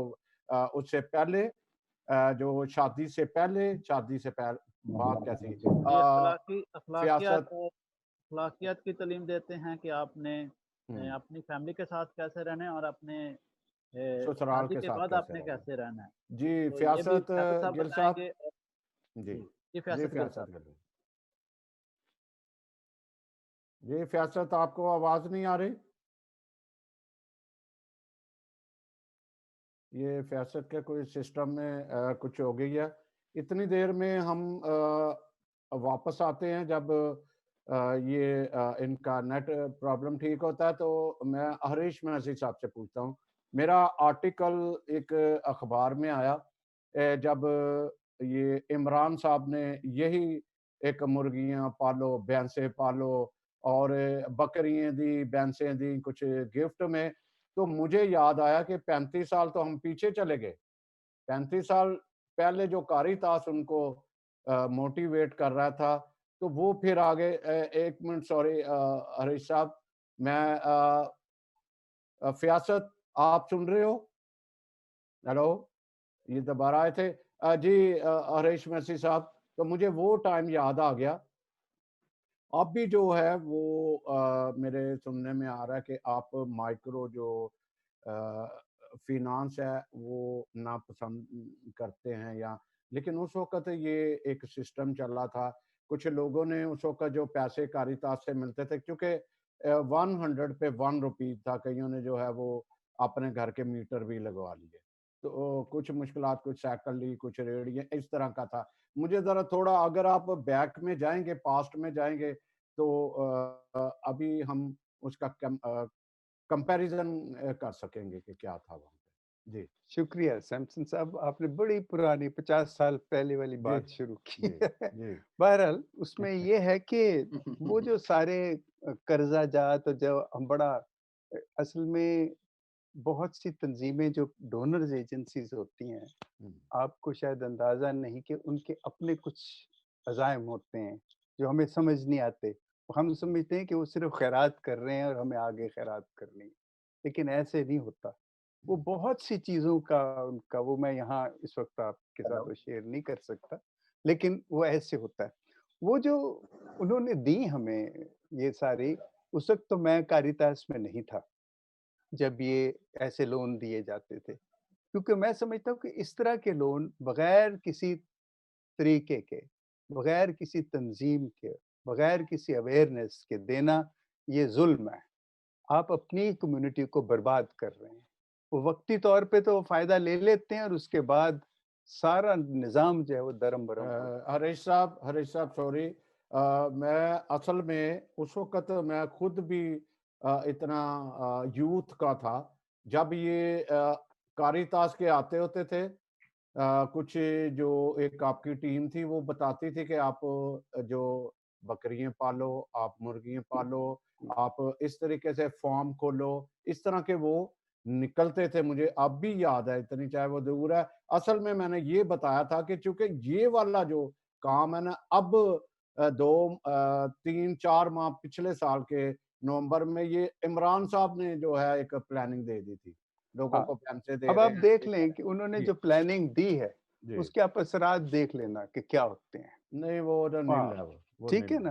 काम। अच्छा, मैं आपको एक जनरल एक सिनारियो देता हूँ। ये सारा जिस सूरत हाल है ना, हम्म, मैं बजाते खुद बुजुर्गों पे यकीन नहीं रखता। हम्म, शायद लोग इसको कहेंगे कि एक ऐसा डीकन है जो बुजुर्गों को नहीं मानता। मैं नहीं मानता, मैं सिर्फ 3 बुजुर्गों को मानता हूँ। जहालत, नाइतफाकी और दूसरों पर इन्हिसार। ये 3 बुजुर्गें जो हैं हमारे हमारी कम्युनिटी में नीचे सतह पे, ग्रास रूट लेवल पे, ये बेअंदाज तरीके से इन बुजुर्गों ने उनको पकड़ा हुआ है। हमें आज तक ये पता नहीं लगा कि मुराआत और हकूक में क्या फ़र्क है। हम्म, और अक्सर हम मुराद की खातिर हक छोड़ देते हैं और वक्ती फ़ायदा लेते हैं, और नतीजा क्या होता है कि फिर वो एक रवायत बन जाती है और हम सिर्फ वक्ती फ़ायदे के लिए ही तड़पते रहते हैं। हमारी तमाम सियासत जो है ना, वो मुराद और हकूक के गिर्द घूमती है। ये सबसे बड़ी जहालत है ये। हमें हकूक के लिए समझना चाहिए कि हकूक क्या है। अगर हम हकूक को समझेंगे, अगर हम उस जहालत को दूर करेंगे, तो हमें समझ आएगी कि इत्तेफ़ाक भी कोई चीज़ होती है। क्योंकि नाइत्तेफ़ाकी आप देखें, किसी बस्ती में आप जाते हैं, मेरा तजुर्बा ये है, वहाँ 50 घर हैं और क्या आप यकीन करेंगे कि वहाँ 55 लीडर हैं?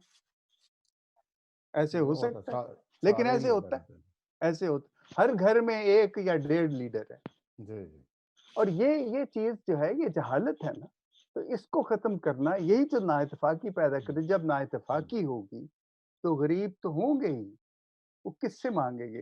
देखें, इन गरीब इसलिए गरीब है कि उसमें ताल्लुकात पैदा करने की सलाहियत नहीं है।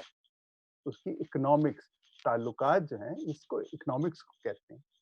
उसमें ताल्लुकात पैदा करने की कुव्वत नहीं है, और जब वो कुव्वत नहीं होती, तो वो फिर ऐसे सहारे ढूँढता है जो उसका इस्तेमाल करते हैं, जो उसका गलत इस्तेमाल करते हैं उस शख्स का। तो ये ज़रूरत है कि हम लोगों को किस तरह वो तरबियत दें। हमें पहली चीज़ जो है, वो शऊर की बेदारी के लिए हमें जाना है। और मैं तो इतना खुश हूँ ये देख के, जैसे मैंने देखा, मुझे मेरा दिल खुश हो गया है। इफ़ज़ाल को देखा, फैसल को, जोशुआ को। खुदा की कसम, कैसे लोग हैं आप? कब आए आप? इतनी जगहों पे पहुँचे। खुदा आपको बहुत बरकत। मेरा मेरा दिल भरा है। बहुत खूब, बहुत अच्छे, जीते रहो आप। और मुझे पता है कि ऐसे बेशुमार और नौजवान हैं हमारे, जी जी लेकिन जी, हमारे पास वो जौहरी को देखने वाली आँख नहीं है। ये बिल्कुल लोग ऐसा। बेचारे ये अपनी मेहनत से पता नहीं कहाँ-कहाँ लड़के यहाँ तक पहुँचे हैं। लेकिन अब ये जिस सतह पे ये हैं, आप इनसे ये तवक्को ना करें कि ये ग्रास रूट लेवल पे जाएँगे। वहाँ पे एक और तबके को जाना है जिसको हमें तैयार करना है, जो कि वहाँ पे उनको समाजी बेदारी दे उन्हें, और उनमें लीडरशिप पैदा करने की सलाहियत दे, और उनमें इत्तेफ़ाक पैदा करे। जी उसमें दुआ बंदगी भी है, अंजील भी है, लेकिन हम जो मसीही हैं, हम किसी हिसाब से बाकी कम्युनिटी से जो पाकिस्तान के, हम हमें एडवांटेज है। हमारे जी पैरिशेज़ हैं, हमारे चर्चेज़ हैं, वहाँ पे लोग आते हैं, हम इनको इकट्ठा कर सकते हैं। लेकिन जब पादरी आपस में लड़ते हैं ना, तो फिर आप क्या करेंगे? फिर वो लोग क्या करेंगे? तो मेरा इस वक़्त ये है कि मैं देखता हूँ कि जैसे ये हमारे नौजवान इस वक़्त ऊपर हैं, ये चलें ये मदद करें कुछ और नौजवानों की, जो कि अवेयरनेस के लिए तैयार किए जाएँ। जैसे वो स्ट्रीट ड्रामे की जो आपकी तंज़ीम है, मैं खुद उसका बड़ा कायल हूँ, क्योंकि मैं खुद भी ये तमाशे करता रहा। और ये जो स्ट्रीट ड्रामाज़ हैं, ये बड़ा एक तरीका है लोगों को अवेयरनेस देने का, लेकिन एक तरीके से करना है। हमारा एक प्रोजेक्ट था सॉल्ट, आपने सुना होगा, social awareness and leadership training. उससे एनिमेटर पैदा किए। एनिमेटर्स ने गाँव में जा-जा के बस्तियों में लोगों को ऑर्गेनाइज़ किया। लेकिन वो प्रोग्राम जब मैं निकला हूँ वहां से, वो सब कुछ दरम बरम हो गया। ये मेरा गुनाह है, मैं कबूल करता हूँ इसको। और मैं ये सोचता हूँ कि जब तक निचले सतह पे आप, जिसे कहते हैं ना पोटेंशियल लीडर्स, ये लीडर्स होते हैं, अनपढ़ होते हैं, कम पढ़े लिखे होते हैं, लेकिन ये अपनी कम्युनिटी को लीड कर सकते हैं। उनकी तलाश करना, उनको तैयार करना। और ये जो आपके जितने प्रोजेक्ट्स हैं, ये उस वक़्त तक नहीं खड़े होंगे, जब तक आपके पास उस सतह पे ये पोटेंशियल लीडर्स तैयार नहीं होते। और मैं समझता हूँ कि इस वक़्त आ गया है। बहुत देख लिया हमने, अब वक़्त आ गया है। अब मैं बूढ़ा हूँ, मैं वापस जाके नहीं कर सकता, लेकिन हमारे ये जो नौजवान हैं, इनको करना चाहिए कि अब नए नौजवान तैयार करें, जो अब निचली सतह पे जाके देखें। जहाँ तक फंड्स का ताल्लुक है, मैं आपको बताऊं कि फंड्स अवेलेबल हैं दुनिया में। बहुत से लोग आपको इस वक्त लाहौर में कितनी एनजीओज हैं जो हमारे एनिमेटर्स ने बनाई हुई हैं, और मैं बड़ा हैरान हूँ कि उन्होंने वो काम छोड़ के अपनी एनजीओज बना ली। वो फंडिंग कहाँ से ले रहे हैं? तो मैं ये समझता हूँ कि funding is available provided we have some program. Massey साहब, थैंक यू। मैसी साहब, कब की ये बात है, बहुत देर की है कि यहाँ पे जो तुर्की में है परवेज खोखर, जो इस तंजीम का चेयरमैन भी है, तो वो कब से कह रहा था कि मुझे यार प्लीज कहीं से वो फिल्टर लगवा दो, फिल्टर लगवा दो। अब उसने फिल्टर तो नहीं लग सके, लेकिन उसने नलके वहां लगा के कई बिल्कुल शहर से इतनी दूर है कि उनको अवेयरनेस देना इंतहाई मुश्किल है। 4-4 घर हैं, बहुत दूर हैं, उनको पता ही नहीं है। तो मैं फयासत गिल, आप सुन रहे हो? कहाँ पे हो आप? जावेद साहब, फयासत, अभी फिर आप ही उनके बारे में कुछ बताएंगे तो हम आगे बढ़ेंगे। ऑलरेडी हमारा टाइम भी तजावज, लंबी बात हो गई है। जावेद साहब, अपना माइक खोलिएगा। जी, हाँ जी। फयासत साहब कोई ना टेक्निकल खराबी की वजह से यानी कि वो ऑन हुए हैं, लेकिन दोबारा फिर ऑफ हो गए हैं। तो अभी जब उनका टाइम आया तो फिर यानी कि ऐसा हो गया। तो बहुत अच्छा लगा, यानी कि हमें बहुत अवेयरनेस मिल रही है कि भाई रेशमा साहब ने जो बताया कि अभी भी बहुत सी एनजीओज काम कर रही हैं, लेकिन हमारी यही मुश्किल थी कि हम लोग जो हमारे लोगों में सबसे बड़ी बात है प्यार की कमी। तो मसीही प्यार, जब तक हमें मसीही प्यार नहीं होगा, वो हम लोग कामयाब नहीं। जैसे इब्तदाई कलीसिया प्यार करती थी, अगर हम वैसे ही प्यार करेंगे तो हम लोग कामयाब हों। और ये है कि लोग सिंसियर होंगे एक दूसरे के साथ, और तब ही हमारी कौम जो है तरक्की कर सके। तो भट्टी साहब आ गए हैं मेरा हाले, फयासत फिर आ गए। फयासत, अगर प्लीज आप बताइएगा फिर, क्योंकि टाइम भी हमारे पास कम हो गया। माइक खोलिएगा। फयासत, ये माइक खोल लीजिएगा अपना, फयासत जी। फयासत जी, आप शुरू करें। जी, आवाज आ रही है? जी, आवाज आ रही है। आ रही है। जी सर, देखिए कि अभी हमने ये लो स्टार्ट किया है, इसमें बहुत ज़्यादा लोगों को फ़ायदा हुआ है। लोगों के मतलब जो हमारी बहनें हैं, बेटियाँ हैं, उनको बहुत ज़्यादा फ़ायदा हुआ है। तो इस लिहाज से भी एक तो वो मज़हबी तालीम भी हासिल कर रही हैं, और दूसरा ये है कि एक काम भी सीख रही हैं। और हम ज़्यादा से ज़्यादा जब अपनी कौम के बारे में कुछ करेंगे तो हमारी कौम आगे बढ़ेगी। तो बस इसलिए हम सबको मिलकर इसी तरह करना चाहिए कि हमारी जी, जी। हाँ कौम जी, जो है फयासत साहब, वो ठीक है, सक्सेसफुल हो। आपको मौका फिर दोबारा देंगे, ठीक है? तो थोड़ा सी जी। बात करेंगे फिर आपके साथ और भी। तो ये फयासत साहब जो बता रहे थे कि वहाँ पे बच्चों को, यानी कि जो बच्चियाँ वहाँ पे हैं, उनको तरबियत दी जाती है कि उन्होंने अपने अखलाकियात को कैसे बेहतर करना, और उसके जी। बाद कि आपने अपने घर में अपने ख़ानदान के साथ कैसे रहना है, और आपकी शादी के बाद जो शादीशुदा हैं उनके साथ भी काउंसलिंग की जाती है कि आपने अपने फैमिली में कैसे रहना है, अपने इन-लॉज़ के साथ, ताकि हमारी कौम और आगे बढ़ सके।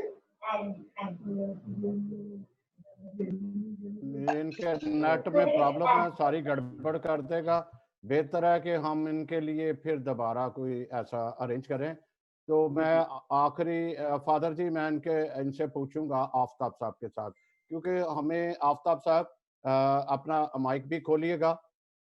अफजल जी सर, एक तो आपने ये बताया ये जो बच्चा है फ़ियासत गिल, ये दूर दराज है, शहर से बिल्कुल दूर दराज है।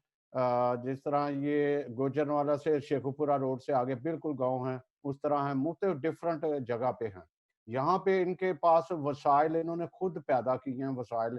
ये बच्चा जो है वो उनको फर्मे के जरिए कटिंग करके देता है, फिर ये कपड़ा भी ला के देते हैं, फिर ये करते हैं। इन छोटी सी इंडस्ट्रीज के लिए आपके जो बैंक है या आपकी कोई ऐसी टीम है कि वहां पे जाती है जो उनको अवेयरनेस दे कि भाई इस तरह से कोई, जैसे पहले था जो उनका नुमाइंदा जाता था कि वो उनको फॉर्म देता था या बुकलेट छोटा सा देता था कि ये इस तरह हमारे पास छोटी इंडस्ट्री, या जैसे कारपेट बहुत सारे जो घर में जो एक घरेलू इंडस्ट्रीज है, इसके लिए ऐसा भी आपके साथ कोई है? क्योंकि लोग बड़े सारे सुन रहे हैं इस वक्त, एक छोटे तबके के लिए आपके साथ अवेयरनेस के कोई जो प्रोग्राम है। जी साहब, ऐसा है, मेरी आवाज आ रही है आपको? जी आवाज आ रही है ये आपको। फ़ियासत क्या जो हाँ जी, जी अभी बोलिएगा अभी। पहली बात तो ये है कि हरीश मैसी साहब ने जैसे कहा अवेयरनेस के बारे में मैं पहली बात कर लूं। वो ये थी कि जिस वक्त हरीश मैसी साहब हमें यूथ के प्रोग्राम्स में ये इनवाइट करते फ़ियासत थे, आपकी आवाज़ें आ रही है, माइक ही आप म्यूट ही रखें इसको, बेहतर है। जी, जी।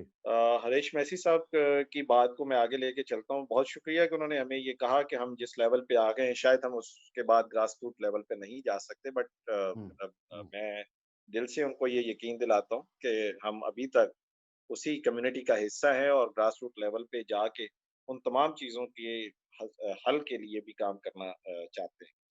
2-3 चीज़ें हैं इसमें।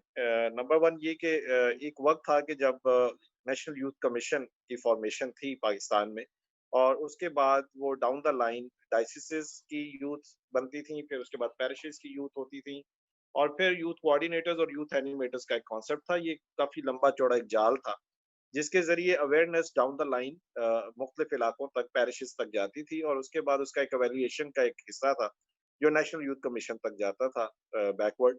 तो काफ़ी हद तक जो एक एनिमेटर्स या कोऑर्डिनेटर्स थे, वो अपने डायरेक्टर्स को जब बताते थे, तो हमें बहुत सा डाटा गैदर होता था, और जिससे हम बहुत से काम कर सकते थे कम्युनिटी लेवल के। शायद वहाँ पे भी जाके कुछ ना कुछ कमी है कि हमारे अब जो डायसिसेस हैं, उसमें वो उस तरह का मैंने अभी तक वो चीज़ें नहीं देखी। नंबर 2, रीस्ट्रक्चरिंग ऑफ हमारे जो इंस्टीट्यूशंस है, इसकी रीस्ट्रक्चरिंग पाकिस्तान में बहुत ज़रूरी है।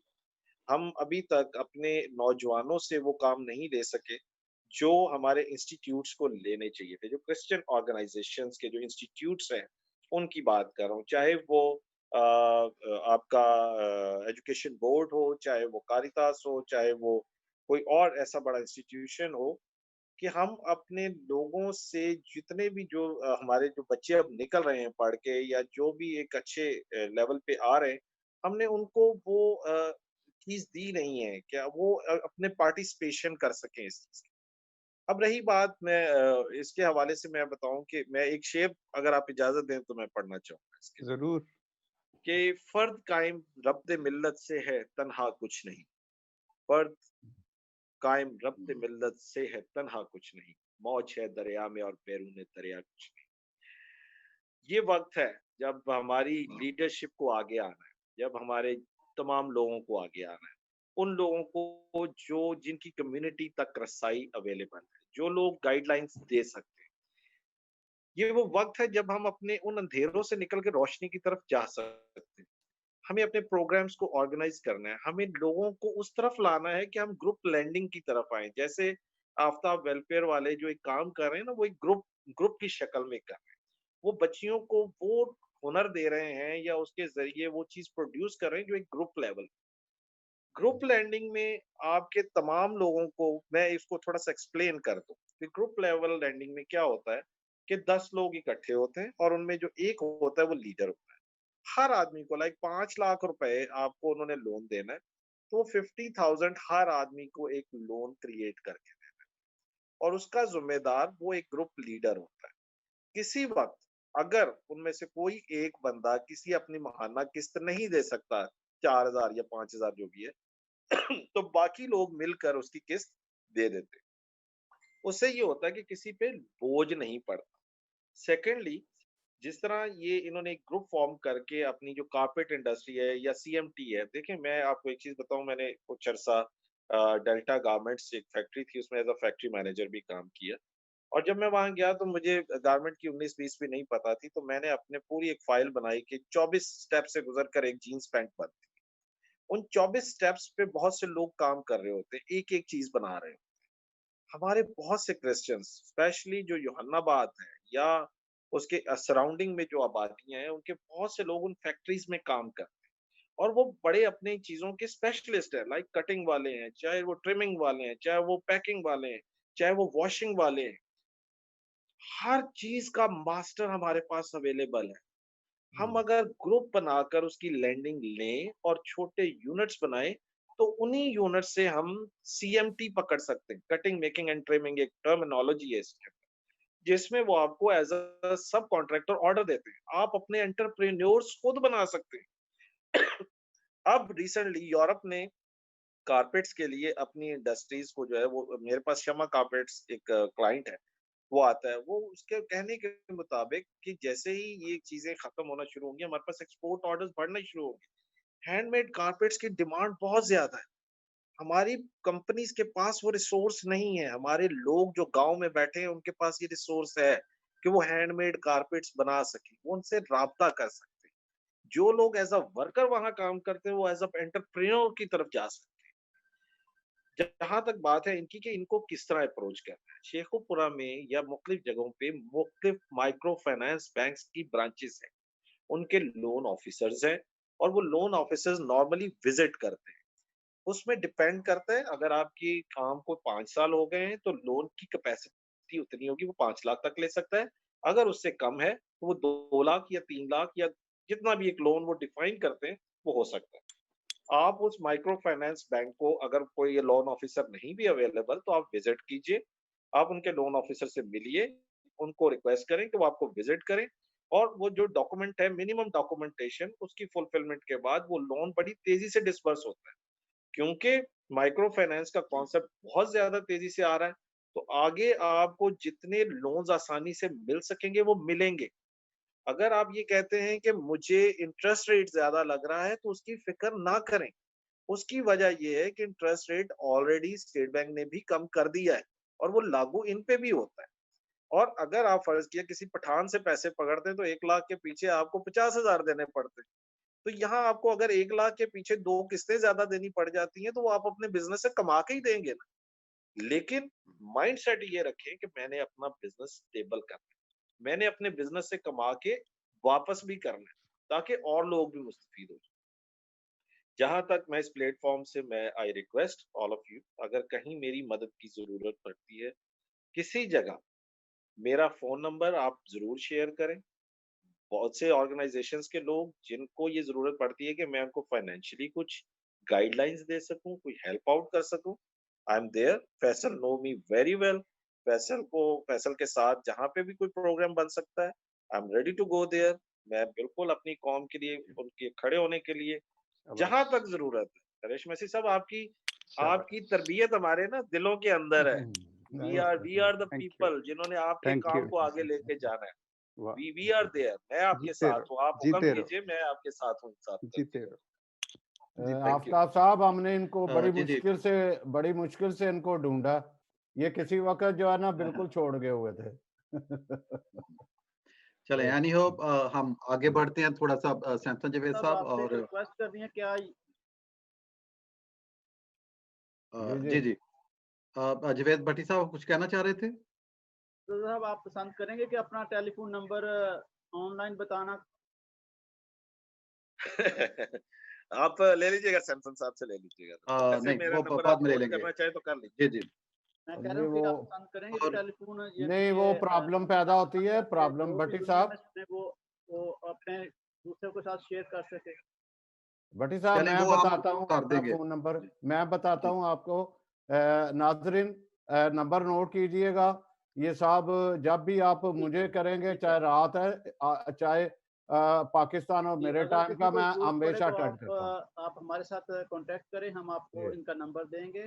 और हम्म, जहाँ तक है कि ये काम को और अपनाएं आगे, ताकि ज़्यादा से ज़्यादा लोगों के पास इंफॉर्मेशन मिल सके। जी ये जी जी। हर पाकिस्तानी के लिए, और ये सहूलत अवेलेबल है कि वो अपने जो हमारे लीडर्स हैं जिनके पास ये नॉलेज है, वो दूसरों तक जो भी नॉलेज है उनको गाइड कर सकते हैं, उनको एडवाइस दे सकते हैं। तो प्लीज़ आप न्यू क्रिश्चियन नेटवर्क का ना वेट करें, जो भी आपको मिलता है आप उनको उनसे बात करें। वो इंफॉर्मेशन हमारे साथ करेंगे और हम उनको नंबर प्रोवाइड करें। जी जी ओके जी सर, थैंक यू। जी। जी जी। फादर जी आप देखिए, सियासत को देख जी लीजिएगा फिर। जी जवेद भट्टी साहब, जी जी, थैंक यू वेरी मच। और हम अपने प्रोग्राम को कंक्लूजन की तरफ लेके जाते हैं। नाजरीन जिन्होंने मैं ये बताना चाहता हूँ कि बहुत ज़्यादा इंटरेस्ट शो किया इस प्रोग्राम में। जो नाजरीन है बहुत ज़्यादा उन्होंने कमेंट्स लिखे हैं और कहा कि ये बहुत ही प्रैक्टिकल इशू है जिस पे बातचीत हो रही है, क्योंकि ये हमारी जो ज़ाती ज़िंदगी है लोगों की उसको टच करता है कि किस तरह वो क्योंकि एक तरह के फियर्स भी हैं, व्हाट विल हैपन, और अननोन फियर्स अबाउट फ्यूचर, ये चीजें जो हैं। तो मैं समझता हूँ कि ये प्रोग्राम हम दोबारा भी रखेंगे, अपने पैनलिस्ट को दोबारा लेके आएंगे कुछ देर के बाद, दोबारा सूरत हाल का जायजा लेने के लिए कि व्हाट कैन वी डू, और जो सजेशंस हैं।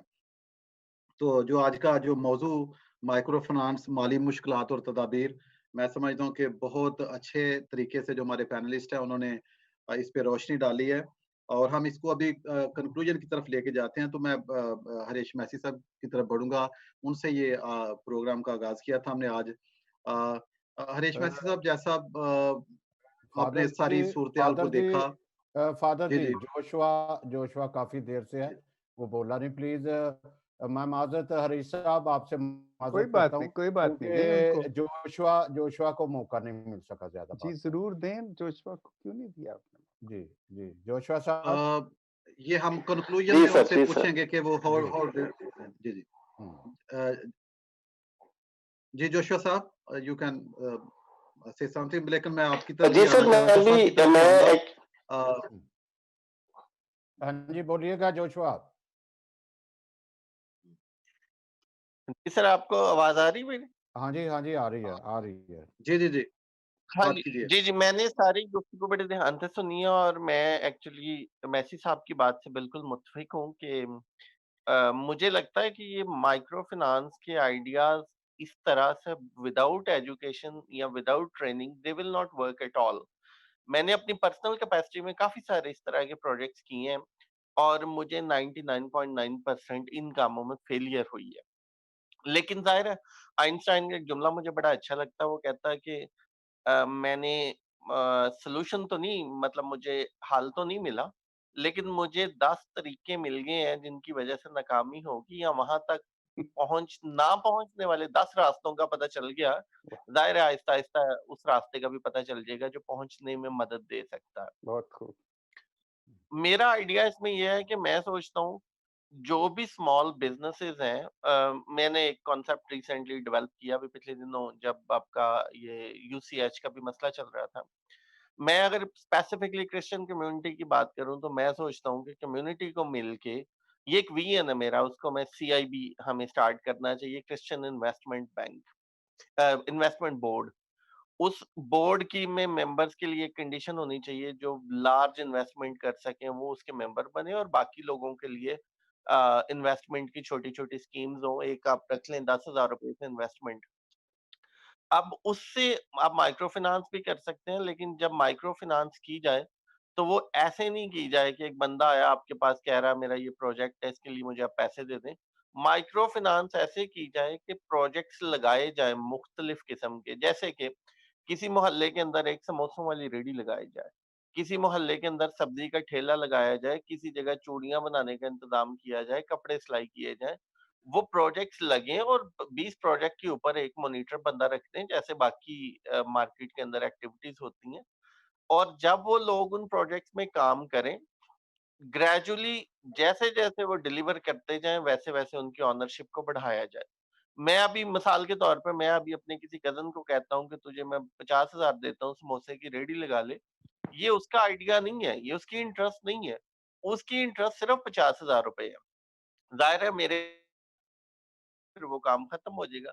लेकिन मैं अगर कहूँ कि मैं रेडी लगा रहा हूँ, तू आजा मेरी रेडी चला, पहले महीने में तुझे लाइट से 2,000 रुपए दूंगा, अगले महीने में 4,000 दूंगा, अगले महीने में 8,000 दूंगा।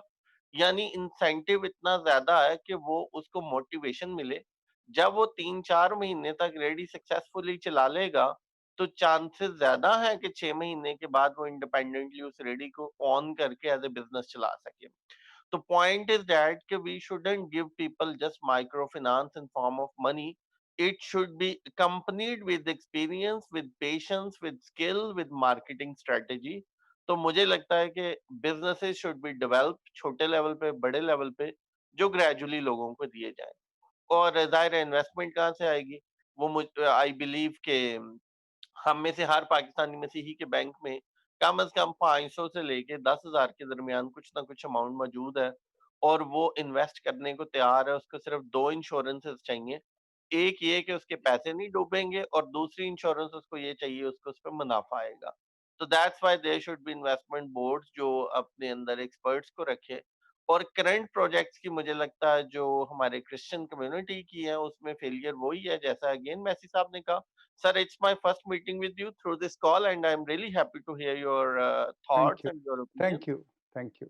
God bless you. जैसे जैसे सर ने बात की कि जो एक्सपर्टीज हैं जिन लोगों के पास, उनको इस आइडिया इन प्रोजेक्ट्स में शामिल किया जाए। मोस्ट ऑफ द केसेस जो एक्सपर्ट्स हैं उनको बिल्कुल साइड पे कर दिया जाता है और जिनके पास इख्तियार है किसी भी वजह से वो ही इतने ज्यादा उनमें इन्वॉल्व हो पाते हैं और फिर वो इख्तियार की जंग शुरू हो जाती है। डिलीवरी का पॉइंट उस पे पीछे की खत्म हो जाता है या रह जाता है। तो in those projects through such kind of activities जो भी प्रोफेशनल्स हैं उनको एंगेज किया जाए और इस कंडीशन के साथ किया जाए कि अगर आप डिलीवर करते हैं 1 साल में या 2 साल में या लेट से 5 साल में तो यू विल स्टे, अगर नहीं करते तो just leave the position. Good. So then the focus should be a cause, focus should be a delivery, focus shouldn't be a person. So in my opinion अगर मैं इसको कंक्लूड करूं तो मैं यही करूंगा कि पोस्ट कोरोना स्ट्रेटेजी में micro finance can be big support accompanied with skill, accompanied with training। और ट्रेनिंग का मतलब ये नहीं है, अब देखें कि टोयोटा की ने प्रोग्राम शुरू किया, आप जाते हैं, आप वहाँ खराद का काम सीख लेते हैं, सिविल ड्राफ्टमैन बन जाते हैं, लेकिन नॉर्मल लाइफ में अब फिर भी पैसे नहीं कमा पाते क्योंकि ट्रेनिंग वो तो आपने स्किल सीख ली। उसके बाद एक सब्र भी आपको चाहिए, उसके बाद गर्मी सर्दी के अंदर बैठ के काम करने वाली मेहनत और स्टेमिना भी चाहिए। उसके बाद मार्केट में आपका काम बिक नहीं रहा, वो बिकने की मार्केटिंग स्ट्रैटेजी भी चाहिए। तो ये सारे काम आपके, कुछ आपने out of the field training ली लेकिन ज्यादा ट्रेनिंग आपको ऑन फील्ड चाहिए। लर्निंग बाय डूइंग और ग्रेजुअली जब आप सक्सेसफुल हो तो आपको बिजनेस की ओनरशिप मिलनी चाहिए।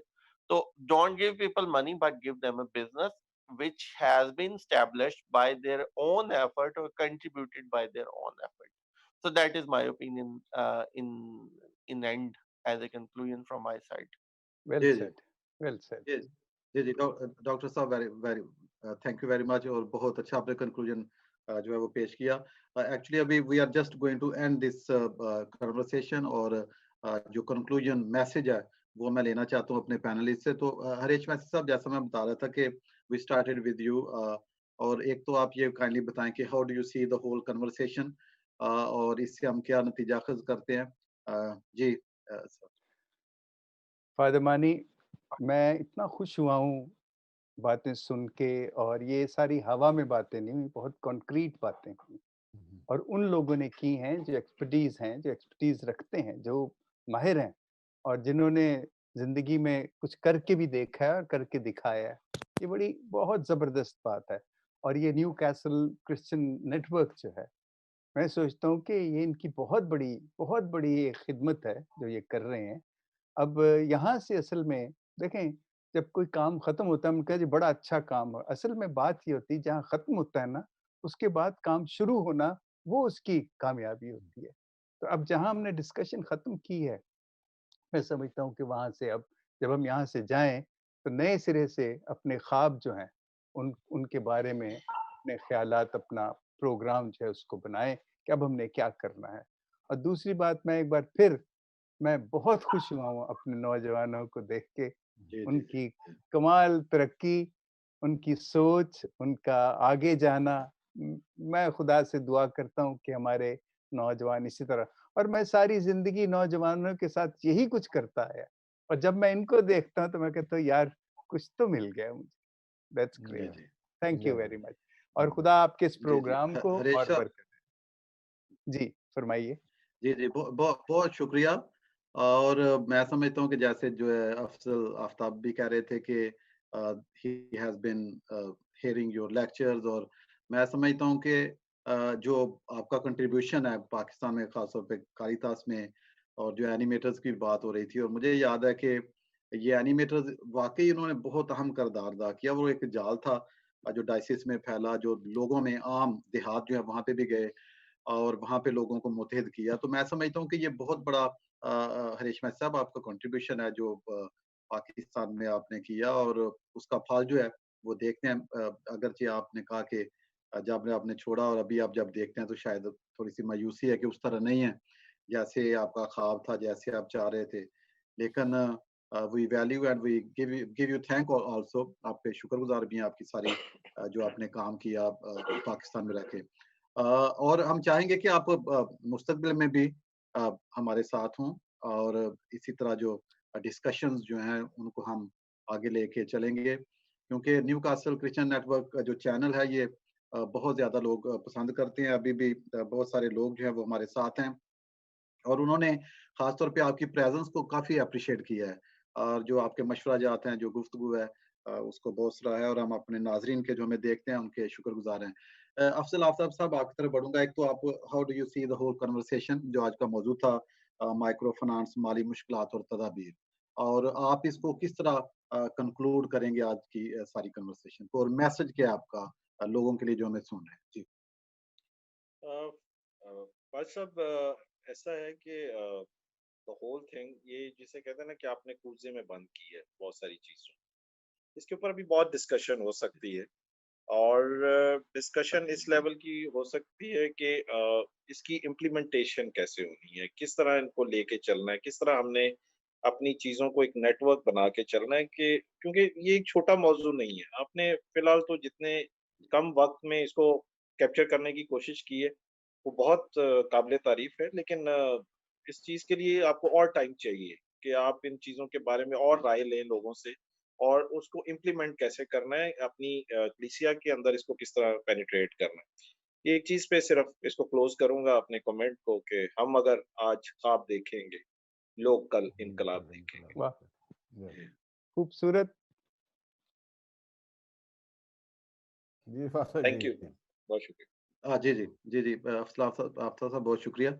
और जवेद भट्टी साहब, आप भी सारी गुफ्तगू का हिस्सा रहे हैं। How would you conclude this? Shortly. बहुत अच्छा है, बहुत मुझे इन्फॉर्मेशन मिली है इस प्रोग्राम से। आपने यानी कि जो काबल हमारे नौजवान हैं उनसे इन्फॉर्मेशन मिली है, बुज़ुर्गों से, तो बहुत अच्छा लगा है। और मेरी ये दुआ है कि ये जो आज हमने डिस्कशन किया है, जो भी इसको सुने वो और अपने इलाके में ज़रूर किसी से शेयर करे, और स्पेशली नौजवानों में ये तहरीक पैदा करे, शऊर पैदा करे, और उनको गाइडेंस दे। और क्योंकि हमारा ये प्रोग्राम भी ऐसे ही है कि हम कहते हैं कि ये जो आफ्ताब वेलफेयर फाउंडेशन की जो ना वो सरपरस्ती मेरे और ब्रदर सैमसन के सर पे है। वो हमारे पास इतना टाइम नहीं है, लेकिन वो हमसे यानी कि ज़रूर डिस्कस करते हैं, और हमारी फिर रिस्पॉन्सिबिलिटी बनती है कि हम लोग उनको और इन्फॉर्मेशन लेके दें।